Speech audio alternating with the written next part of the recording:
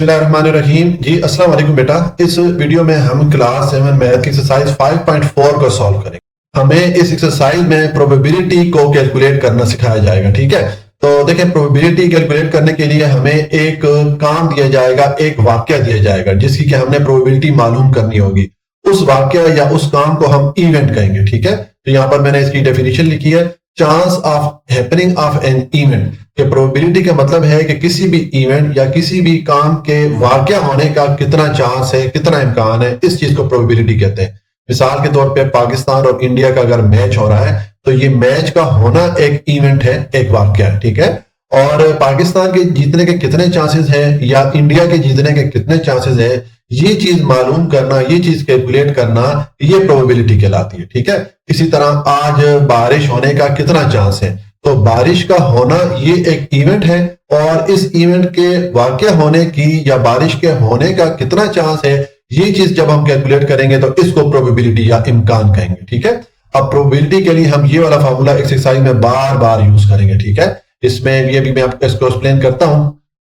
जिस तरह आपको मैंने बताया कि हमें कोई एक इवेंट दिया जाएगा या कोई एक वाकया दिया जाएगा जिसकी हमने प्रोबेबिलिटी मालूम करनी है, तो उस इवेंट को हम किसी भी इंग्लिश अल्फाबेट ABCD किसी भी इंग्लिश लेटर के इक्वल रख लिया करेंगे। ठीक है, जैसे कि मिसाल के तौर पे ये फार्मूला है, यहाँ पर अब हमें एक इवेंट E दिया गया है। हमें जो इवेंट दिया गया था या जो वाकया दिया गया है उसको हमने E के इक्वल रखा हुआ है। ठीक है, तो अब ये प्रोबेबिलिटी ऑफ इवेंट E ये हम मालूम करेंगे N ऑफ E। ये भी जब क्वेश्चन आएगा वहां पर मैं एक्सप्लेन करता हूं, divided by N of S, या इसको सैंपल स्पेस भी कहेंगे। ये दोनों चीजें भी मैं क्वेश्चन में जाके एक्सप्लेन करूंगा। बहरहाल हमें एक इवेंट दिया जाएगा, एक काम दिया जाएगा, उस इवेंट को हम किसी भी इंग्लिश अल्फाबेट ABCD के इक्वल रख के उसकी प्रोबेबिलिटी मालूम करेंगे, तो हम ये वाला फार्मूला यूज करेंगे। ठीक है, अगर प्रोबेबिलिटी का फार्मूला हम वर्ड्स में लिखना चाहें तो हम ये वाला लिखेंगे, प्रोबेबिलिटी इक्वल होता है नंबर ऑफ फेवरेबल आउटकम, यानी कि हम जिस इवेंट की प्रोबेबिलिटी मालूम करना चाह रहे हैं उसके जो वाकया होने की वैल्यू होगी वो हम यहाँ ऊपर लिखेंगे। ठीक है, और ये डिवाइड होगा नंबर ऑफ टोटल आउटकम, जो सारे मुमकिन नताइज हमारे पास उस काम के या उस वाकया के होने के आ सकते हैं वो हम नीचे लिखेंगे। ये अब जब क्वेश्चन हम सॉल्व करेंगे वहां पर आपको समझ में आएगा। अभी आप बस ये ध्यान में रख लें कि ये जो फार्मूला है ये वाला हम यूज करेंगे प्रोबेबिलिटी कैलकुलेट करने के लिए। ठीक है, और एक और फार्मूला हम यूज करेंगे इस एक्सरसाइज में। पहले क्वेश्चन में इन्होंने हमें वो दिया हुआ है कि अगर हम प्रोबेबिलिटी ऑफ कंप्लीमेंट इवेंट मालूम करना चाहें तो वो क्या होगा। ठीक है, कंप्लीमेंट इवेंट का मतलब होता है कि देखें यहाँ पर आपको मैंने बताया कि हम प्रोबेबिलिटी मालूम करेंगे किसी भी इवेंट की, किसी भी वाकया या किसी भी काम के होने की प्रोबेबिलिटी मालूम करेंगे।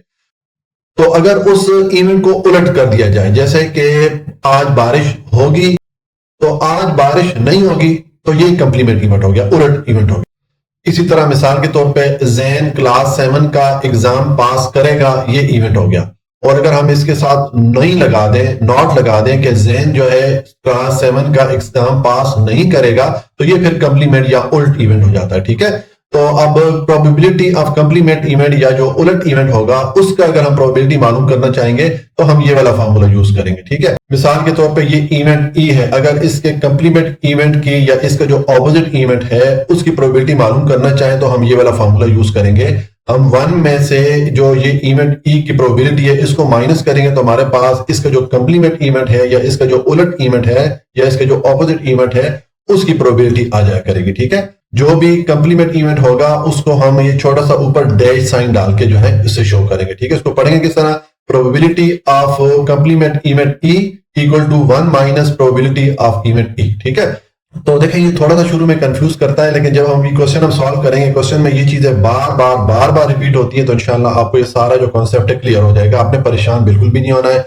अब हम एक्सरसाइज की तरफ चलते हैं और क्वेश्चन सॉल्व करते हैं। आपने बस ये दो फार्मूला ध्यान में रखने, ये प्रोबेबिलिटी का और ये कंप्लीमेंट इवेंट की प्रोबेबिलिटी किस तरह मालूम की जाती है। ठीक है, ये दो चीजें आपने ध्यान में रखनी है। अब हम क्वेश्चन सॉल्व करते हैं जी। अब क्वेश्चन नंबर 1 है कंप्लीट द फॉलोइंग। ये हमें इन्होंने एक टेबल दिया हुआ है, इसमें कुछ वैल्यूज इन्होंने लिखी हुई हैं और कुछ मिसिंग हैं। तो ये जो मिसिंग वैल्यूज हैं, ये वैल्यूज इन्होंने नहीं लिखी हुई, ये हमने मालूम करनी है। ठीक है, अब देखें पार्ट 1 है, इसमें इन्होंने हमें n ऑफ a की वैल्यू दे दी है 6 और n ऑफ s ये वाली वैल्यू दे दी है 18। ठीक है, और ये प्रोबेबिलिटी ऑफ a और प्रोबेबिलिटी ऑफ a कंप्लीमेंट, ये दो वैल्यूज हमने मालूम करनी है। ठीक है, तो पार्ट 1 को हम सॉल्व करते हैं, बहुत ही आसान है। आपने जो दो फार्मूला मैंने आपको बताए अभी ऊपर इंट्रोडक्शन में, वो आपने ध्यान में रखना है, ठीक है। तो देखिए आपके पार्ट 1 का सोल्यूशन है, इन्होंने हमें n ऑफ s की वैल्यू दी है 18, ये मैंने लिख दी, और n ऑफ a की वैल्यू इन्होंने हमें 6 दी है, ये मैंने लिख दी, ठीक है। तो अब हम प्रोबेबिलिटी ऑफ a मालूम करते हैं। तो आपको देखिए मैंने ये दो फार्मूलाज बताए अभी जब हम इंट्रोडक्शन सेक्शन में देख रहे थे, जो थ्योरी जब पढ़ रहे थे। ये प्रोबेबिलिटी का फार्मूला आपको मैंने बताया और ये कंप्लीमेंट इवेंट की प्रोबेबिलिटी का फार्मूला बताया। ये दो फार्मूलाज आपने जुबानी याद रखने, ठीक है। आपको मैंने बताया था कि हमें कोई भी इवेंट दिया जाएगा, कोई भी वाकया दिया जाएगा जिसकी क्या प्रोबेबिलिटी मालूम करेंगे। वो जो इवेंट दिया जाएगा उसको हम किसी भी इंग्लिश अल्फाबेट ABCDE को रखेंगे, ठीक है। जैसे कि यहाँ पर अब आप ये इवेंट ई है जिसकी प्रोबेबिलिटी हम मालूम कर रहे हैं, ठीक है। तो सेम फार्मूला यहाँ पर अगर हम पुट करेंगे तो यहाँ पर इन्होंने हमें इवेंट ए दिया हुआ है, ये ई की जगह बस ए हो गया, बाकी सेम यही फार्मूला मैंने पुट कर दिया, ठीक है। ये मैंने प्रोबेबिलिटी का फार्मूला पुट कर लिया। अब इसमें देखें इन्होंने हमें n ऑफ a की वैल्यू दी हुई है 6, तो ऊपर 6 आ जाएगा, और n ऑफ s की वैल्यू हमारे पास 18 है, तो नीचे हम 18 पुट कर लेंगे, ठीक है। तो ये मैंने पुट कर लिया 6/18। अब ये 6 इस 18 पे डिवाइड हो सकता है, 6 1 द 6 हो जाएगा और 6 3 द 18 हो जाएगा। आपने ये दोनों को क्रॉस करके नीचे आपने छोटा सा 3 लिख लेना है 18 के साथ, और ऊपर 6 को क्रॉस करके आपने 1 छोटा सा लिख लेना है, ठीक है। तो हमारे पास प्रोबेबिलिटी ऑफ a की वैल्यू आ गई है 1/3। ये हमने ये जो टेबल में ये वाली वैल्यू थी ये तो मालूम कर ली। अब ये प्रोबेबिलिटी ऑफ a कंप्लीमेंट, यानी कि ये जो इवेंट a है इसका जो कंप्लीमेंट इवेंट है या इसका जो उलट इवेंट है उसकी हमने प्रोबेबिलिटी मालूम करनी है। तो आपको मैंने कंप्लीमेंट इवेंट के लिए ये वाला फार्मूला बताया था, ठीक है। तो हम सेम ये फार्मूला यहाँ पर पुट करेंगे, बस फर्क ये है कि यहाँ पर हमने ये जो फार्मूला है ये इवेंट ई के लिए लिखा था, अब हमें इवेंट ए दिया गया है, तो यहाँ पर हम इवेंट ए के लिए इस तरह कंप्लीमेंट इवेंट का फार्मूला पुट करेंगे। तो मैंने लिख दिया probability of complement event A is equal to 1 minus probability of A मैंने लिख दिया, ठीक है। तो प्रोबेबिलिटी ऑफ ए हमने अभी ये मालूम किया है 1/3, ये मैंने यहाँ पर पुट कर दिया इसकी जगह। अब हम इसको सॉल्व करेंगे। देखें यहाँ पर हमारे पास ये दो वैल्यूज है जो कि माइनस हो रही हैं, और ये एक जो वैल्यू ये कसर या फ्रैक्शन की सूरत में है, तो इनका मतलब है इसको सॉल्व करने के लिए हमें इनका एलसीएम लेना पड़ेगा, जो इजाफा या लेना पड़ेगा। तो देखें यहाँ पर ये वाली जो कसर या फ्रैक्शन है इसके नीचे वाला नंबर या डिनोमिनेटर हमारे पास 3 है, ठीक है। और यहाँ पर जो नंबर है इसका नीचे डिनोमिनेटर या नीचे वाला नंबर नहीं है, ठीक है। तो ऐसी सूरत में फिर ये जो नीचे वाला नंबर होता है या डिनोमिनेटर यही एलसीएम बन जाता है, और यही वैल्यू यहां पर भी आ जाती है इस 1 की जगह। फिर आप ये माइनस का साइन पुट करेंगे और यहां पर जो भी वैल्यू होगी उसको आप यहां पर लिख लिया करेंगे, ठीक है। ये चीज आपने हर उस फ्रैक्शन के लिए करनी है जब आपके पास एक फ्रैक्शन का नीचे वाला अगर नंबर नहीं हो तो बस आपने ये वाला नंबर यहां पर लिख लेना है, यहां पर लिख लेना है, और ये वाली वैल्यू यहां पर लिख लेनी है, ठीक है। तो अब आपके पास देखें ये वैल्यू बन रही, तो उसमें 3 में से 1 को माइनस करेंगे तो 2 आ जाएगा, डिवाइडेड बाय 3 आ जाएगा। तो ये हमारे पास जो कंप्लीमेंट इवेंट है इसकी प्रोबेबिलिटी भी आ गई है, ठीक है। ये हमने प्रोबेबिलिटी ऑफ ए मालूम कर ली थी वैल्यू, और ये हमारे पास प्रोबेबिलिटी ऑफ ए कंप्लीमेंट यानी कि ये जो कम इवेंट ए है इसका जो ऑपोजिट इवेंट है उसकी प्रोबेबिलिटी भी आ गई। तो ये दोनों वैल्यूज आप यहाँ पर ऊपर में टेबल यहाँ पर और यहाँ पर लिख लेंगे, ठीक है। ये हमारा पार्ट 1 कंप्लीट हो जाता है। अब पार्ट 2 में देखें इन्होंने हमें प्रोबेबिलिटी ऑफ ए की वैल्यू दे दी है 2/5, और ये 3 वैल्यूज यहाँ पर मिसिंग है, n of A, n of S और प्रोबेबिलिटी ऑफ ए कंप्लीमेंट, ठीक है। तो अब इसको सॉल्व करते हैं, बहुत ही आसान है। अगर आपको फार्मूला याद होंगे तो इंशाल्लाह कोई मसला नहीं होना चाहिए। देखें अब ये पार्ट 2 है, इसमें इन्होंने हमें प्रोबेबिलिटी ऑफ ए की वैल्यू दी है 2/5, ठीक है। तो ये फार्मूला आपको मैंने बताया था अभी थ्योरी के टाइम कि किसी भी इवेंट की प्रोबेबिलिटी मालूम करनी हो, जैसे कि यहाँ पर अब ये इवेंट ए है जिसकी प्रोबेबिलिटी हमने मालूम करनी है, तो ये मैंने n of A divided by n of S लिख दिया, ठीक है। और नेक्स्ट मैंने इसकी जो वैल्यू उन्होंने ऊपर टेबल में दी थी ये मैंने ली थी 2/5। तो अब देखें ये n ऑफ a किसके इक्वल हो जाएगा, 2 के इक्वल हो जाएगा, और n ऑफ s किसके इक्वल हो जाएगा, 5 के इक्वल हो जाएगा, ठीक है। तो ये दोनों वैल्यूज तो हमने मालूम कर लिए। n ऑफ a की वैल्यू हमारे पास 2 आ गई, n ऑफ s की वैल्यू हमारे पास 5 आ गई। यानी अगर आप ये टेबल पे आए तो यहाँ पर आपके पास ये दो वैल्यूज तो आ गई, ठीक है। अब ये प्रोबेबिलिटी ऑफ a कंप्लीमेंट की वैल्यू मालूम करेंगे। तो हमने कंप्लीमेंट इवेंट या जो उलट इवेंट होता है उसका फार्मूला पढ़ा है, मैंने आपको बताया हुआ है, ठीक है। हम वो फार्मूला पुट करेंगे। देखिए मैंने पुट कर दिया प्रोबेबिलिटी ऑफ ए कंप्लीमेंट, और उसके बाद इसका फार्मूला पुट कर दिया 1 माइनस प्रोबेबिलिटी ऑफ ए, ठीक है। तो प्रोबेबिलिटी ऑफ ए की उन्होंने ऑलरेडी हमें ये वैल्यू दी हुई है 2/5, तो आप इसकी जगह ये 2/5 पुट कर लेंगे। अब देखें ये आपके पास दो वैल्यूज आ रही हैं जिनके दरमियान माइनस का साइन आ रहा है। ये वाली वैल्यू जो है ये फ्रैक्शन या कसर की सूरत में, तो इनको सॉल्व करने के लिए हमें इनका एलसीएम लेना पड़ेगा, ठीक है। तो देखें ये जो फ्रैक्शन है इसका नीचे वाला नंबर या डिनोमिनेटर तो है हमारे पास 5, लेकिन ये 1 का नीचे वाला नंबर या डिनोमिनेटर नहीं है। तो ऐसी सूरत में जब आपके पास दो वैल्यूज हो और एक वैल्यू का नीचे आपके पास डिनोमिनेटर की वैल्यू ना हो, तो आप फिर जब उनका एलसीएम लेंगे तो यही जो वैल्यू है यही एलसीएम वाली वैल्यू बन जाएगी, और यही वैल्यू यहाँ पर ऊपर इस 1 की जगह आ जाएगी। फिर ये माइनस का साइन पुट करेंगे और ये वाली वैल्यू आप एज इट इज यहाँ पर लिख लिया करेंगे, जो वैल्यू यहाँ पर होगी उसको आप यहाँ पर लिख लिया करेंगे, ठीक है। तो ये हमारे पास अब एक्सप्रेशन बन रही है, इसमें आप 5 में से 2 को माइनस करें तो 3 हो जाएगा और डिवाइडेड बाय 5 आ जाएगा। तो ये हमारे पास प्रोबेबिलिटी ऑफ ए कंप्लीमेंट की वैल्यू भी आ गई, ठीक है। तो ये चीज आप ऊपर ये जो टेबल है यहाँ पर आप लिख लें, ठीक हो गया। ये हमने तीनों वैल्यू इस पार्ट 2 के लिए भी मालूम कर ली। अब पार्ट 3 में इसने हमें प्रोबेबिलिटी ऑफ ए कंप्लीमेंट की वैल्यू दे दी है, ये 3 वैल्यूज हमने मालूम करनी है, ठीक है। तो बहुत ही आसान है, बस आपको जो 2 फार्मूला मैंने बताए हुए हैं वो आपने ध्यान में रखने, ठीक है। अब पार्ट 3 पे मैं आ गया हूं, देखें इसने हमें वैल्यू दी है प्रोबेबिलिटी ऑफ ए कंप्लीमेंट, ये वैल्यू हमें इसमें दी हुई है, ठीक है। अब हम पहले प्रोबेबिलिटी ऑफ ए मालूम कर लेते हैं, ठीक है। तो उसके लिए देखें मैं ये प्रोबेबिलिटी ऑफ ए कंप्लीमेंट किसने हमें वैल्यू दी है, तो मैं इसका फार्मूला पुट कर लेता हूं, probability of A complement is equal to 1 minus probability of A. ये हमने फार्मूला पढ़ा था कंप्लीमेंट इवेंट के लिए, ठीक है। तो ये मैंने इसका फार्मूला पुट कर दिया। अब यहाँ पर ये प्रोबेबिलिटी ऑफ ए कंप्लीमेंट की वैल्यू से हमें 7/19 दी है, तो इसकी जगह आप ये वैल्यू पुट कर लें, ये मैंने 7/19 पुट कर लिया, ठीक है। और इक्वेशन की दोनों तरफ दूसरी तरफ मैंने ये जो वैल्यू थी इनको मैंने एज इट इज लिख दिया। अब हमें ये प्रोबेबिलिटी ऑफ ए की वैल्यू चाहिए, ठीक है। तो इसको मैं इक्वेशन की लेफ्ट साइड पे यानी कि इस तरफ लेके आऊंगा तो ये माइनस से प्लस हो जाएगा, ठीक है। और ये 7/19 को हम इक्वेशन की राइट साइड पे लेके आएंगे तो ये प्लस से माइनस हो जाएगा, ठीक है। तो अब हमारे पास ये इक्वेशन बन रही है, तो इसमें आप ये देखें जो राइट साइड पे ये एक्सप्रेशन बन रही है, इसको सॉल्व करने के लिए हमें उसी तरह एलसीएम लेना पड़ेगा, क्योंकि ये जो वैल्यू है ये कसर या फ्रैक्शन की सूरत में आ रही है। तो आपको मैंने बताया कि अगर आपके पास एक वैल्यू कसर की सूरत में आ रही हो और एक जो वैल्यू है वो होल नंबर में आ रही हो, यानी कि उसके अगर नीचे वाला नंबर ना आ रहा हो, तो फिर अगर आप उनको सॉल्व करना चाहते हैं तो उनका जो एलसीएम होगा, ये जो नीचे वाला नंबर होता है यही इनका एलसीएम बन जाता है, जो इजाफे अकल की यही वाली वैल्यू बन जाती है। और इसी वैल्यू को आप इस 1 की जगह लिख लेंगे, फिर ये माइनस का साइन पुट करके ये वाली वैल्यू आप यहाँ पर लिख लेंगे, ठीक है। बस आसान सा काम है। ये जो नीचे वाला नंबर होता है या डिनोमिनेटर होता है यही एलसीएम भी बन जाता है, ये इधर आ जाता है और ये वाली वैल्यू यहाँ पर आ जाती है। बस आप ये चीज ध्यान में रखनी है, ठीक है। तो अब 19 में से 7 को माइनस करें तो 12 आ जाएगा, डिवाइडेड बाय 19 आ गया। तो ये हमने प्रोबेबिलिटी ऑफ ए की वैल्यू मालूम कर ली, यानी कि अगर आप ये टेबल पे आए तो हमने ये वाली वैल्यू तो मालूम कर ली, ठीक है। अब ये एन ऑफ ए और एन ऑफ एस की वैल्यू मालूम करनी है, तो बहुत आसान है, हमें प्रोबेबिलिटी का फार्मूला पता है, हम फार्मूला पुट करके वहां से वैल्यू निकाल सकते हैं। देखिए हमने ये वाला फार्मूला पढ़ा था प्रोबेबिलिटी का, ठीक है। तो अब यहाँ पर देखें हमारे पास प्रोबेबिलिटी ऑफ ए की वैल्यू का आ रही है 12/19, तो उसका मतलब ये 12 किसके इक्वल हो जाएगा, एन ऑफ ए के इक्वल हो जाएगा, और 19 किसके इक्वल हो जाएगा, एन ऑफ एस के इक्वल हो जाएगा। तो बस यहाँ पर आप ये लिख लीजिए, ठीक है। ये हमारे पास एन ऑफ ए की वैल्यू भी आ गई और ये एन ऑफ एस की वैल्यू भी आ गई। तो ये दो वैल्यू भी आप ऊपर ये जो टेबल है यहाँ पर आप लिख लेंगे, ठीक है। ये जो मिसिंग वैल्यू थी तो हमने तीनों वैल्यूज को मालूम कर लिया। अब पार्ट 4 में अगेन इसने हमें देखें ये प्रोबेबिलिटी ऑफ ए कंप्लीमेंट की वैल्यू दे दी है और ये 3 वैल्यूज मिसिंग है, तो ये हम मालूम कर लेते हैं। पहले हम प्रोबेबिलिटी ऑफ ए मालूम कर लेते हैं जिस तरह कि हमने पार्ट 3 में सॉल्व किया था। तो उसके लिए अब आते हैं, ये हमारा पार्ट 4 है, इसमें हमें इसने कंप्लीमेंट इवेंट की वैल्यू दे दी है, ठीक है। तो यहां से हमने प्रोबेबिलिटी ऑफ ए मालूम करना है। तो चूंकि इसने हमें कंप्लीमेंट इवेंट की वैल्यू दी है तो हम जो कंप्लीमेंट इवेंट का फार्मूला होता है प्रोबेबिलिटी का वो पुट कर लेते हैं। मैंने पुट कर लिया probability of A complement is equal to 1 minus probability of A, ठीक है। अब यहाँ पर इसकी प्रोबेबिलिटी ऑफ ए कंप्लीमेंट की वैल्यू से हमें 1/6 दी है, तो यहाँ पर मैंने 1/6 पुट कर लिया और इज इक्वल टू ये वाली वैल्यू मैंने एज इट इज लिख दी।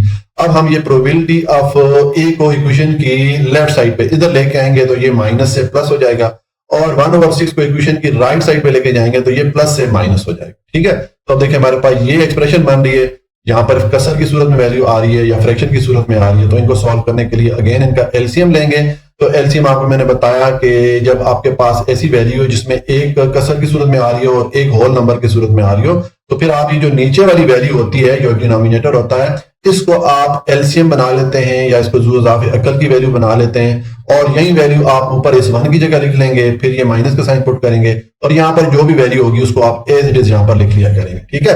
तो ये हमारे पास अब आ गया 6 - 1, इसको सॉल्व करेंगे तो 5 आ जाएगा, डिवाइडेड बाय 6 आ गया। तो ये हमारे पास प्रोबेबिलिटी ऑफ ए की वैल्यू तो आ गई, यानी कि अगर आप ये टेबल पे आए तो यहाँ पर हमने ये चीज तो मालूम कर ली है, ये वाली, ठीक है। अब ये एन ऑफ ए और एन ऑफ एस की वैल्यू मालूम कर सकते हैं, हमें प्रोबेबिलिटी का फॉर्मूला पता है, वो फार्मूला यूज करके यहाँ से हम एन ऑफ ए और एन ऑफ एस की वैल्यू मालूम कर सकते हैं। ये फार्मूला आपको मैंने बताया, बार बार इसलिए मैं सामने लेके आ रहा हूं ताकि ये फार्मूला देख देख के आपको याद हो जाए, ठीक है। आगे एक्सरसाइज में हमने इसको बार बार यूज करना है, ठीक है। तो अब देखें प्रोबेबिलिटी ऑफ ए की वैल्यू क्या है हमारे पास 5/6, इसका मतलब है ये 5 किसके इक्वल हो जाएगा, एन ऑफ ए के इक्वल हो जाएगा, और 6 जो है एन ऑफ एस के इक्वल हो जाएगा। तो ये आप यहाँ पर लिख लेंगे, ठीक है। ये मैंने दोनों वैल्यू ली थी। ये वैल्यूज भी आप ऊपर जो टेबल है वहां पर आप लिख लेंगे। यहाँ पे जो टेबल है यहाँ पर ये वाली जो दो वैल्यूज मिसिंग थी ये भी, तो इस तरह हमने ये तीनों वैल्यूज मालूम कर ली। ये हमारा पार्ट 4 कंप्लीट हो गया और इसके साथ हमारा क्वेश्चन नंबर 1 कंप्लीट हो जाता है। क्वेश्चन नंबर 2 है ज़ैन रोल्ड अ फेयर डाइस, के ज़ैन ने एक लूडो की जो डाइस होती है या लूडो का जो दाना होता है उसको रोल किया, उसको फेंका। ठीक है, what will be the probability of getting number divisible by 3। तो इस बात की क्या प्रोबेबिलिटी है, इस बात का क्या इम्कान है कि जब ज़ैन वो डाइस को रोल करे, लूडो के दाने को फेंके, तो हमें जो नंबर मिले वो नंबर 3 से डिवाइड हो सके। इस चीज की हमने प्रोबेबिलिटी मालूम करनी है। फिर ये नेक्स्ट पार्ट है, ये मैं बाद में बताता हूं, पहले हम ये वाला पार्ट सॉल्व करते हैं। ठीक है, तो देखिए मैंने आपको बताया था कि इस एक्सरसाइज में हमें कोई भी एक इवेंट दिया जाएगा, कोई भी एक वाकया दिया जाएगा जिसकी हम प्रोबेबिलिटी मालूम करेंगे। और आपको मैंने बताया था कि वो जो इवेंट हमें दिया जाएगा उसको हम किसी भी इंग्लिश अल्फाबेट ABCD के इक्वल रखेंगे। तो यहां पर इन्होंने हमें इवेंट क्या दिया है कि जब वो लूडो की डाइस नीचे फेंकी जाए तो उस पे जो नंबर आए वो 3 से डिवाइड हो सके। ठीक है, ये इवेंट है। इस इवेंट को हम अगर ई के इक्वल रख दें, फर्ज करें हम इसको ई के इक्वल रख दें, आप किसी भी ABCD किसी भी लेटर के इक्वल रख सकते हैं। ठीक है, मैंने इसको ई के इक्वल रख दिया। तो ये जो इवेंट ई है इसकी प्रोबेबिलिटी अगर हमने मालूम करनी हो तो आपको मैंने ये वाला फॉर्मूला बताया था प्रोबेबिलिटी का, कि प्रोबेबिलिटी ऑफ इवेंट ई हो जाएगा N ऑफ E और N ऑफ S। ये दो वैल्यूज हमें चाहिए। ठीक है, ये दो वैल्यूज हम आगे जितने भी क्वेश्चन आएंगे सब में ये दो वैल्यूज कैलकुलेट किया करेंगे। तो पहले हम N ऑफ S की वैल्यू मालूम करते हैं। ठीक है, इसको सैंपल स्पेस भी कहते हैं। N ऑफ S का मतलब ये है कि जो टोटल नंबर ऑफ आउटकम या हमारे पास सारे मुमकिन नताइज हो सकते हैं उसकी वैल्यू यहां पर आएगी। ठीक है, तो देखें इसका मैं सेट यहां पर बनाऊंगा। अब देखें जब लूडो के दाने को फेंका जाता है या लूडो की डाइस को रोल किया जाता है तो उस पे सारे मुमकिन नताइज क्या हो सकते हैं, 1 से लेके 6 तक कोई भी उसमें साइड आ सकती है, क्योंकि उसकी 6 साइडें होती हैं और उस पे 1 से लेके 6 तक नंबरिंग होती है। तो 1 से लेके 6 तक कोई भी साइड आ सकती है। ये हमारे पास सैंपल स्पेस का सेट बन जाता है। ये सारे मुमकिन नताइज हो सकते हैं, ये सारे पॉसिबल आउटकम यहां पर हमें मिल जाते हैं। ठीक है, तो अब इसको हम शॉर्ट इस फॉर्म में लिखना चाहेंगे, तो मैंने लिख दिया N ऑफ S या नंबर ऑफ टोटल आउटकम। ये हमारे पास इस सेट में टोटल 6 एलिमेंट है तो मैंने यहां पर 6 लिख दिया। ठीक है, तो ये N ऑफ S की वैल्यू हमने मालूम कर ली। हम जब भी क्वेश्चन सॉल्व करेंगे पहले हम ये N ऑफ S या जो टोटल पॉसिबल आउटकम है उसकी वैल्यू मालूम किया करेंगे। ठीक है, अब हम ये N ऑफ E की वैल्यू मालूम करते हैं। ठीक है, तो आपको मैंने बताया कि हमें ये जो इवेंट इसने दिया है कि getting a number divisible by 3, कि हमें वो नंबर मिले जो कि 3 से डिवाइड हो सके। ये इवेंट को मैं E के को रख लेता हूं, मैंने इसको E के को रख दिया। तो अब देखें अगर अब यहां पर ये इसके सेट में देखें यहां पर कौन कौन सा नंबर है जो कि 3 से डिवाइड हो सकता है, ये 3 हो सकता है और ये 6 हो सकता है। तो ये हमारे फेवरेबल आउटकम होंगे या जो नताइज हम चाह रहे हैं वो ये दो है। ठीक है, तो जो E का सेट बनेगा या जो हमारे फेवरेबल आउटकम होंगे या जो नताइज हम चाह रहे हैं वो कौन से हो जाएंगे, एक 3 हो जाएगा, एक 6 हो जाएगा। ठीक है, तो हमारा जो इवेंट है इसका जो सेट बना है इसमें 2 एलिमेंट आ रहे हैं, तो इसको भी हम इस तरह शॉर्ट फॉर्म में लिखेंगे N ऑफ E या नंबर ऑफ फेवरेबल आउटकम, इसको हम पढ़ेंगे। ठीक है, तो इसकी वैल्यू हमारे पास 2 हो जाएगी क्योंकि इसके सेट में 2 वैल्यूज है, तो ये मैंने यहाँ पर 2 लिख दिया। तो बस ये आपके पास N ऑफ S या टोटल नंबर ऑफ आउटकम की वैल्यू आ गई है 6 और N ऑफ E या फेवरेबल आउटकम की वैल्यू हमारे पास आ गई है 2। बस ये आप यहाँ पर पुट करेंगे तो आपके पास ये प्रोबेबिलिटी ऑफ इवेंट E की वैल्यू आ जाएगी। ठीक है, जगह मैंने ये 2/6 पुट कर लिया, N ऑफ E की जगह मैंने 2 पुट कर लिया, N ऑफ S की जगह मैंने 6 पुट कर लिया। अब ये 2 और 6 आपस में डिवाइड हो सकते हैं, 2 1 2 हो जाएगा, 2 3 6 हो जाएगा। तो ये हमारे पास जो इवेंट था कि जब ज़ैन वो लूडो की डाइस को फेंकता है तो उसमें जो नंबर आए वो 3 से डिवाइड हो सके, इस इवेंट की प्रोबेबिलिटी आ गई है 1/3, यानी कि 3 में से 1 चांस हो सकता है कि जब ज़ैन वो लूडो के दाने को फेंके तो उस पे हमें जो नंबर मिला है वो 3 से डिवाइड हो सके। ठीक है, ये तो हमने जो ये इवेंट दिया था उसने हमें इसकी प्रोबेबिलिटी मालूम कर ली। अब नेक्स्ट वो क्वेश्चन में कह रहा है कि हमने प्रोबेबिलिटी मालूम करनी है, also find the probability of number not divisible by 3। अब देखें ये इसने उसको उल्ट कर दिया कि अब हमने इस चीज की प्रोबेबिलिटी मालूम करनी है कि जब ज़हन वो लूडो के दाने को फेंके तो उसमें जो नंबर मिले वो 3 से डिवाइड ना हो सके। ठीक है, यानी कि ये जो इवेंट था इसका उल्ट कर दिया, तो ये फिर इवेंट इस पहले वाले इवेंट का कंप्लीमेंट इवेंट हो गया, इसका ऑपोजिट इवेंट हो गया। ठीक है, तो कंप्लीमेंट इवेंट के लिए हमने फॉर्मूला पढ़ा था प्रोबेबिलिटी मालूम करने का। देखिए पहले तो मैंने ये कंप्लीमेंट इवेंट यहां पर लिख लिया, getting a number not divisible by 3। अब यहां पर नॉट लग गया तो हमने ई के ऊपर ये डैश का साइन डाल दिया, इसको हमने ई कंप्लीमेंट की सूरत में लिख दिया, क्योंकि ये जो पिछले वाला इवेंट था ये वाला इवेंट इसका ऑपोजिट हो गया। ठीक है, ये हमने कंप्लीमेंट इवेंट यानी कि इस इवेंट का ऑपोजिट इवेंट यहां पर लिख दिया। अब इसका फार्मूला यहां पर हम पुट करेंगे, तो प्रोबेबिलिटी ऑफ ई कंप्लीमेंट हमने पढ़ा था 1 माइनस प्रोबेबिलिटी ऑफ ई हो जाएगा। ठीक है, अब यहां पर हमें प्रोबेबिलिटी ऑफ ई की वैल्यू चाहिए, तो ये हमने ऑलरेडी मालूम की है 1/3, तो इसकी जगह मैंने 1/3 पुट कर लिया। अब आपके पास ये वैल्यूज आ रही हैं, इनको आपने सिंप्लीफाई करना है। तो इसमें देखें ये हमारे पास चूंकि फ्रैक्शन की सूरत में आ रही है, तो इसको सिंप्लीफाई करने के लिए हमें इनका एलसीएम या ज़ू इज़ाफ़ा कर लेना पड़ेगा।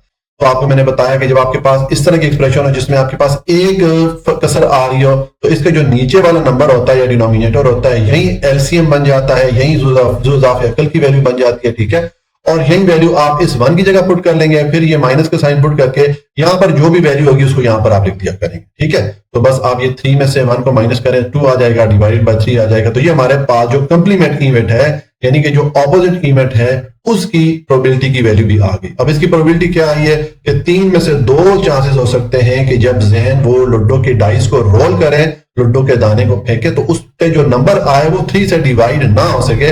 इस चीज का जो इम्कान है या इसकी जो प्रोबेबिलिटी है वो 2/3 है। ठीक है, तो ये हमारे पास कंप्लीमेंट इवेंट की प्रोबेबिलिटी आ गई, और ये हमने पहले जो इवेंट दिया था उसकी प्रोबेबिलिटी मालूम कर ली। ठीक है, तो ये हमारा क्वेश्चन नंबर 2 कंप्लीट हो जाता है।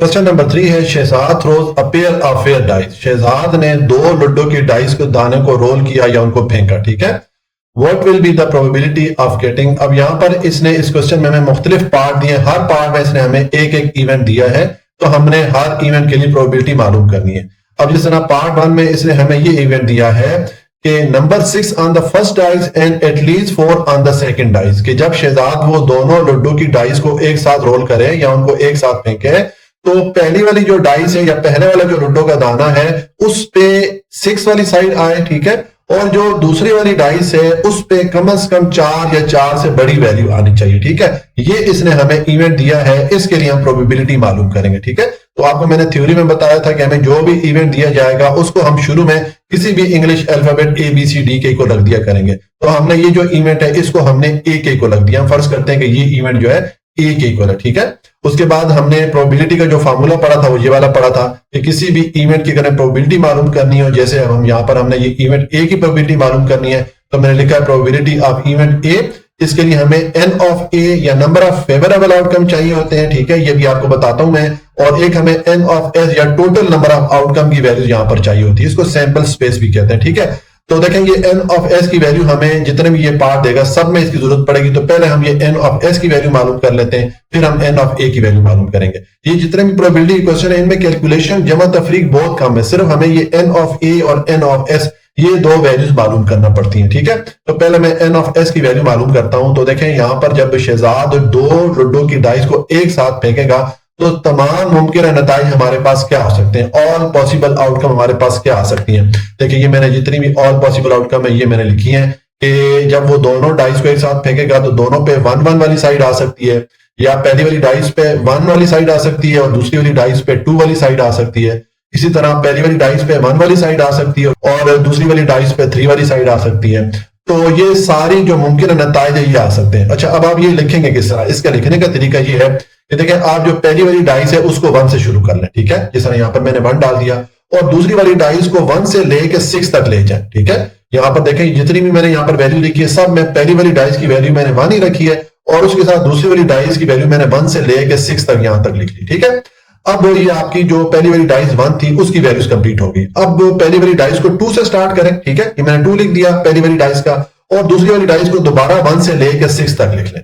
तो ये जो पहली वाली डाइस का जो 2 वाली साइड थी उसके साथ दूसरी वाली डाइस के 6 तक सारी वैल्यूज आ गई। ठीक है, अब आप पहली वाली डाइस की जो वैल्यू है वो 3 लिखें। ठीक है, और इसके साथ दूसरी वाली जो डाइस है अगेन वो 1 से लेकर 6 तक लिख लें। इसी तरह फिर आप 4 के लिए, फिर 5, 6 के लिए करेंगे, तो आपके पास ये टोटल जो पॉसिबल आउटकम है या सारे जो मुमकिन नताइज है उनकी वैल्यूज आ जाएगी। ये टोटल 36 आपके पास वैल्यूज बनेगी। ठीक है, तो ये हमारे पास जो सैंपल स्पेस का सेट है, ये सारे जो मुमकिन नताइज हो सकते हैं उसका सेट बन गया है। इसकी मैंने आपको बताया कि टोटल एलिमेंट 36 है, तो N ऑफ S या नंबर ऑफ टोटल आउटकम हमारे पास 36 हो जाएंगी, 36 हो जाएंगी। ठीक है, तो ये हमने N ऑफ S की वैल्यू मालूम कर ली। अब ये N ऑफ S की वैल्यू हम जितने भी आगे पार्ट आ रहे हैं सब में यही यूज करेंगे। ठीक है, और अब हमने ये N ऑफ A की वैल्यू मालूम करनी है। ठीक है, इसका मतलब ये है कि हमें जो इवेंट दिया गया है उस इवेंट के फेवरेबल आउटकम या जो नताइज हम चाह रहे हैं वो कौन से हो सकते हैं। इसने इवेंट हमें क्या दिया है, इवेंट इसने हमें दिया है कि जब वो दोनों डाइस एक साथ शहजाद फेंके तो पहली वाली डाइस पे 6 वाली साइड आनी चाहिए और दूसरी वाली डाइस पे कम से कम 4 या 4 से बड़ी वैल्यू आनी चाहिए। तो आप ये जो वैल्यूज हमें बताई है उसके लिए आप ये सारी वैल्यूज है इनको चेक कर लें। देखें यहां पर ये आखिरी वाली जो 3 हमारे पास वैल्यूज आ रही हैं, इसमें पहली वाली डाइस में 6 आ रहा है, ठीक हो गया, तो ये पहली शर्त हमारी पूरी होगी। और दूसरी वाली डाइस पे कम से कम 4 या 4 से बड़ी वैल्यू, देखें ये आखिरी वाली तीनों जो वैल्यूज है ये जो है ये हमारी दोनों शराइत पूरी कर रही है। तो हम ये जो 3 वैल्यूज हैं ये हमारा जो इवेंट का सेट बनेगा उसमें लिख लेंगे, ठीक है। तो मैंने ये इवेंट का सेट लिख दिया, ये हमारे पास 3 जो फेवरेबल आउटकम हमारे हैं या जो नताइज हम चाह रहे हैं उनकी वैल्यूज हमने लिख दी है, ठीक है। तो अब इस सेट में कितनी हमारे पास एलिमेंट है, 3 एलिमेंट है, तो n ऑफ a की वैल्यू हमारे पास 3 हो जाएगी, ठीक है। तो ये हमने n ऑफ s की वैल्यू 36 मालूम कर ली, n ऑफ a की वैल्यू हमने 3 मालूम कर ली, ये दोनों वैल्यूज आप पुट कर लें फार्मूला में, ठीक है। तो ये हमने प्रोबेबिलिटी का फार्मूला पुट किया। अब n ऑफ a की जगह या नंबर ऑफ फेवरेबल आउटकम, ये जो नताइज हम चाह रहे थे उसकी वैल्यू हमारे पास 3 है, तो इसकी जगह मैंने 3 को पुट कर लिया। और n ऑफ s या टोटल जो मुमकिन नताइज हो सकते हैं वो 36 है, तो यहाँ पर मैंने 36 पुट कर लिया। अब ये 3 इस 36 पे डिवाइड करेंगे तो ये 3 1 3 हो जाता है और 3 12 36 हो जाता है।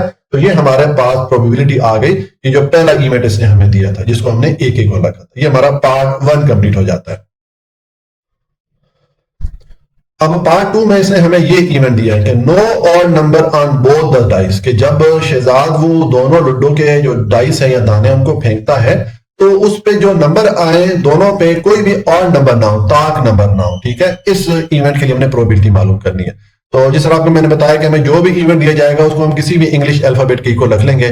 तो पिछले वाला जो इवेंट था उसको हमने ए के को रख लिया था, इसको हम बी के को रख लेते हैं, ठीक है। तो अब हमने ये इवेंट बी की प्रोबेबिलिटी मालूम करनी है, तो ये हमने प्रोबेबिलिटी का फार्मूला पुट कर लिया। प्रोबेबिलिटी ऑफ इवेंट बी ये होगा n ऑफ बी या नंबर ऑफ फेवरेबल आउटकम, जो नताइज हम चाह रहे हैं उसकी वैल्यू ऊपर आ जाएगी, और n ऑफ s या टोटल नंबर ऑफ आउटकम की वैल्यू हम नीचे लिख लेंगे, या सैंपल स्पेस जो कि हम ऊपर ऑलरेडी मालूम कर चुके हैं, इसकी वैल्यू हमने ऊपर यहाँ पर देखिए मालूम कर ली है 36 थी हमारे पास, ठीक है। ये तो हमारे पास है, लेकिन अब n ऑफ b की वैल्यू में चाहिए, ये जो नताइज हमें चाहिए।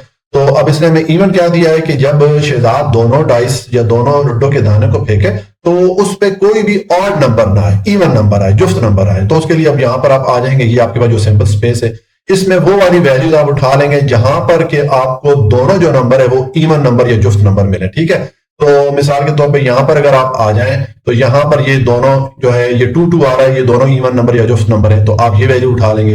इसी तरह अगर आगे आए तो ये यहाँ पर देखें ये 2 और 4 ये दोनों इवन नंबर है, जुफ्त नंबर है, ये वाली वैल्यू आपकी आ जाएगी, ठीक है। इसी तरह ये 2 और 6 आ जाएगा। तो आपने ये सारी वैल्यू चेक कर लेनी है, जहां पर आपको दोनों जुफ्त नंबर या इवन नंबर मिलेंगे वो वाली वैल्यूज आपने उठा के यहाँ पर ये जो इवेंट है बी इसके सेट में लिख देनी है, ठीक है। तो ये मैंने जो सारी वैल्यू जो ऊपर वहां पर लिखी हुई थी इवन नंबर वो सारी मैंने लिख दी, ठीक है। ये टोटल हमारा ये जो इवेंट है इसमें जो सेट बन रहा है इसमें टोटल ये वैल्यूज 9 बन रही है, ठीक है। तो n ऑफ b या नंबर ऑफ फेवरेबल आउटकम हमारे पास 9 होगी, ठीक है। और n ऑफ s हमने ऊपर मालूम किया था 36 है, तो बस यहाँ पर आप पुट कर लें, n ऑफ b की जगह आप 9 पुट कर लेंगे, ठीक हो गया, और n ऑफ s की जगह 36 पुट कर लेंगे। अब ये 9 36 पे डिवाइड हो सकता है, 9 1 द 9 और 9 4 द 36 हो जाता है। तो ये हमारे पास ये जो इवेंट था बी इसकी प्रोबेबिलिटी हमारे पास आ गई, ठीक है। ये हमारा पार्ट 2 कंप्लीट हो जाता है।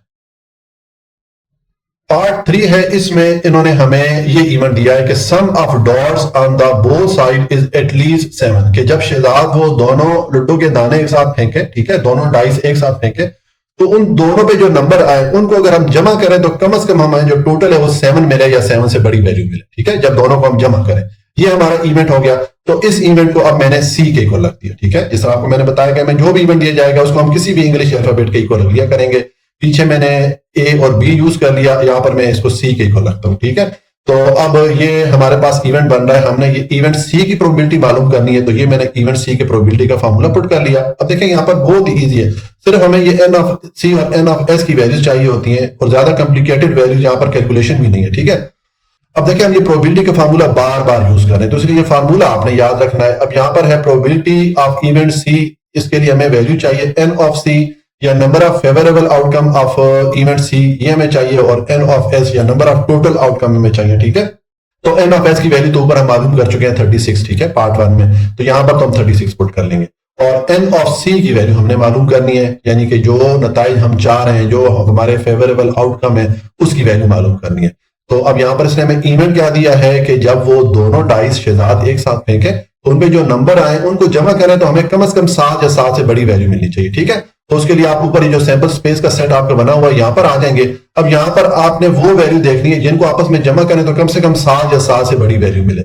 जैसे कि यहाँ पर देखें ये दो वैल्यूज है, दोनों को जमा करें तो 7 मिल जाता है, ठीक है। इसी तरह अगर आप आगे आए तो यहाँ पर ये 2 और 5 इनको जमा करें तो आपको 7 मिल जाता है, ठीक है।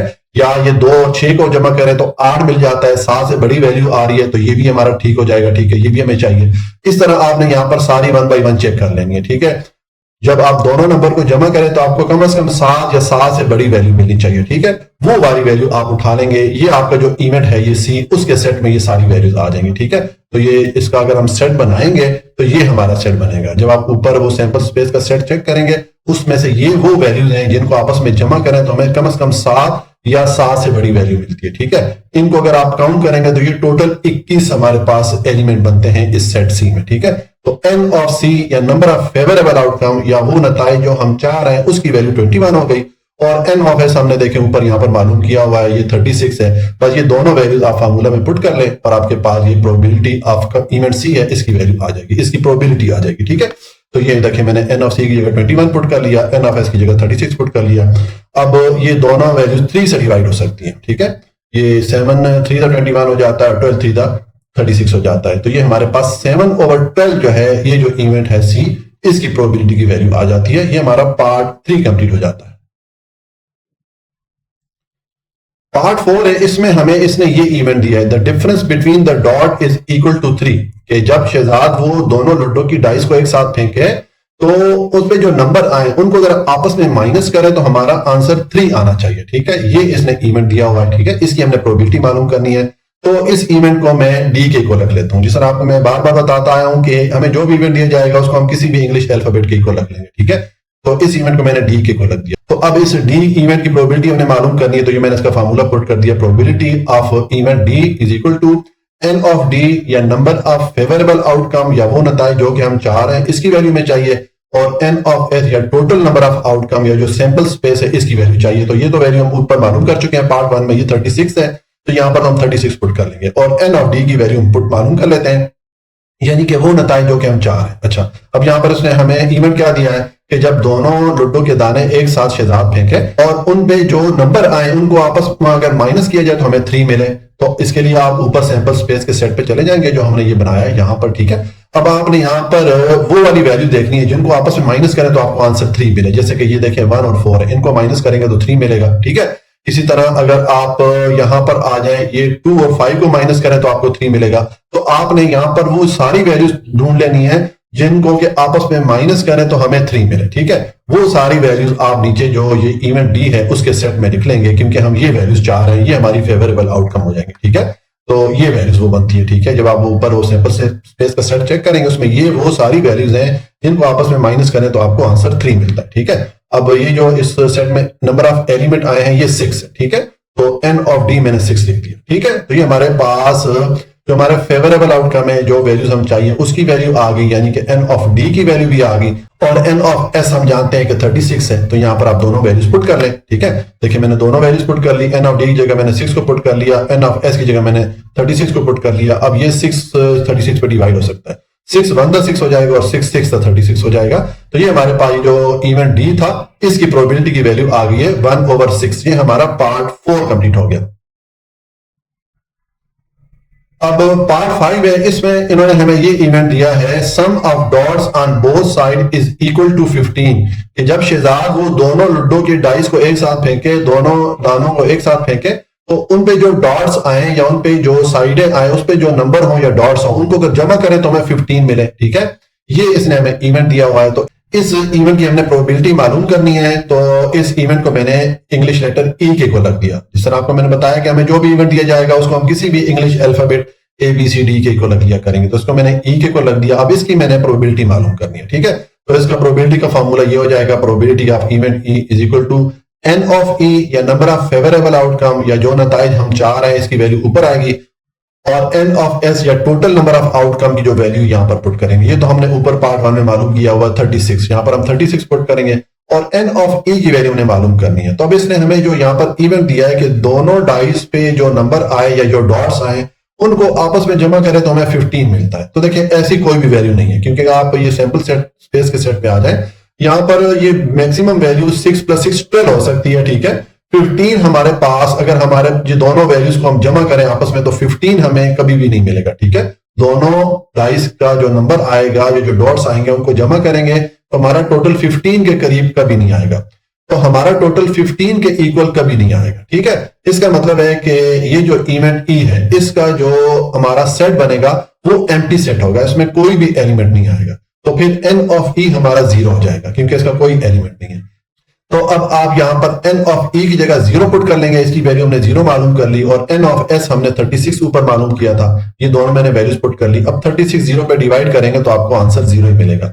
यानी कि ये जो इवेंट है कि जब शहजाद दोनों डाइस को एक साथ फेंके, उस पे जो नंबर आए या जो डॉट्स आए उनको आपस में जमा करें तो हमें 15 मिले, इस इवेंट की प्रोबेबिलिटी या इसका इम्कान 0 है, क्योंकि ऐसी कोई वैल्यू है ही नहीं, ठीक है।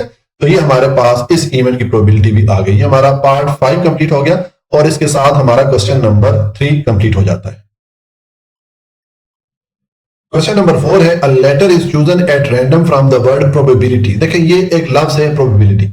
अगर हम इस लफ्ज के जो इसके अंदर हरूफ है या इसके जो लेटर्स हैं, इनको फर्ज करें हम अलग-अलग करके एक पर्ची पे एक एक लेटर हम लिख लें, ठीक है। एक पर्ची पे पी लिख लें, एक पे आर लिख लें, एक पे ओ लिख लें। इस तरह ये सारे लेटर हम अलग-अलग एक एक पर्ची पे लिख के वो पर्ची हम किसी एक जगह पे इकट्ठी रख लें। तो अब हमने प्रोबेबिलिटी मालूम करनी है, find the probability of the following. अब यहाँ पर इस क्वेश्चन के मुख्तलिफ पार्ट है, हर पार्ट में इसने हमें मुख्तलिफ इवेंट दिए हैं, उनकी हम प्रोबेबिलिटी मालूम करेंगे, ठीक है। अब पार्ट 1 में हमने प्रोबेबिलिटी मालूम करनी है ऑफ लेटर बी, कि जब हम इस लफ्ज की 11 पर्चियां बना के अलग-अलग लेटर उस पर लिख के या अलग-अलग जो हरूफ है वो लिख के वो रख लें एक जगह पे, और उनमें से कोई भी पर्ची हम रैंडमली उठाए, कोई सी भी उठाए पर्ची, ठीक है, तो उस पे हमें बी लेटर लिखा हुआ मिले, इस बात की क्या प्रोबेबिलिटी, ये चीज हमने मालूम करनी है, ठीक है। तो देखें आपको मैंने ये फार्मूला बताया था प्रोबेबिलिटी मालूम करने का। अब यहां पर हमने क्या मालूम करना है कि हमें जब यहां से कोई सी भी हम पर्ची उठाएं तो हमें लेटर बी उस पर लिखा हुआ मिले, इसकी प्रोबेबिलिटी मालूम करनी है। तो इसके लिए हमें दो वैल्यू चाहिए, एक n ऑफ b यानी कि नंबर ऑफ फेवरेबल आउटकम या जो नताइज हम चाह रहे हैं उसकी वैल्यू यहां पर आएगी, और n ऑफ s या टोटल जो मुमकिन नताइज हो सकते हैं इसकी वैल्यू यहां पर आएगी। इसको सैंपल स्पेस भी कहते हैं। तो पहले हम ये सैंपल स्पेस की वैल्यू मालूम कर लेते हैं, क्योंकि ये वैल्यू हम आगे जितने भी पार्ट है सब में इसको यूज करेंगे, ठीक है। तो अब n ऑफ s या सैंपल स्पेस हमारे पास क्या हो सकता है, देखें इन्होंने हमें वर्ड क्या दिया है, प्रोबेबिलिटी। इस पे टोटल कितने हरूफ हैं या कितने लेटर्स हैं, 11 लेटर्स हैं, ठीक है। तो हमारे पास n ऑफ s या जो टोटल नंबर ऑफ आउटकम है वो 11 होंगे, ठीक है। ये हमारे पास सैंपल स्पेस की वैल्यू बन गई, ठीक हो गया। तो ये n ऑफ s की वैल्यू हम 11 यूज करेंगे यहां पर, ठीक है। जितने भी आगे पार्ट है सब में n ऑफ s की जगह हम 11 पुट करेंगे, ठीक है। अब हम ये n ऑफ b या जो हमारे फेवरेबल आउटकम है या जो नताइज हम चाह रहे हैं इसकी वैल्यू हमने मालूम करनी है। तो यहाँ पर इवेंट क्या है कि जब इन 11 पर्चियों में से कोई भी पर्ची उठाए तो उस पर हमें लेटर बी मिले, ये इवेंट है। तो इस इवेंट को मैंने नाम बी दे दिया, ठीक है। आपको मैंने बताया कि जो भी हमें इवेंट दिया जाएगा उसको हम किसी भी इंग्लिश अल्फाबेट ABC के को लग देंगे। तो यहाँ पर इस इवेंट को मैंने बी के को लग दिया। अब देखें यहाँ पर अगर आप ये प्रोबेबिलिटी का लफ्ज देखें तो इसमें बी कितनी बार आ रहा है, एक यहाँ पर आ रहा है, एक यहाँ पर आ रहा है, ठीक है।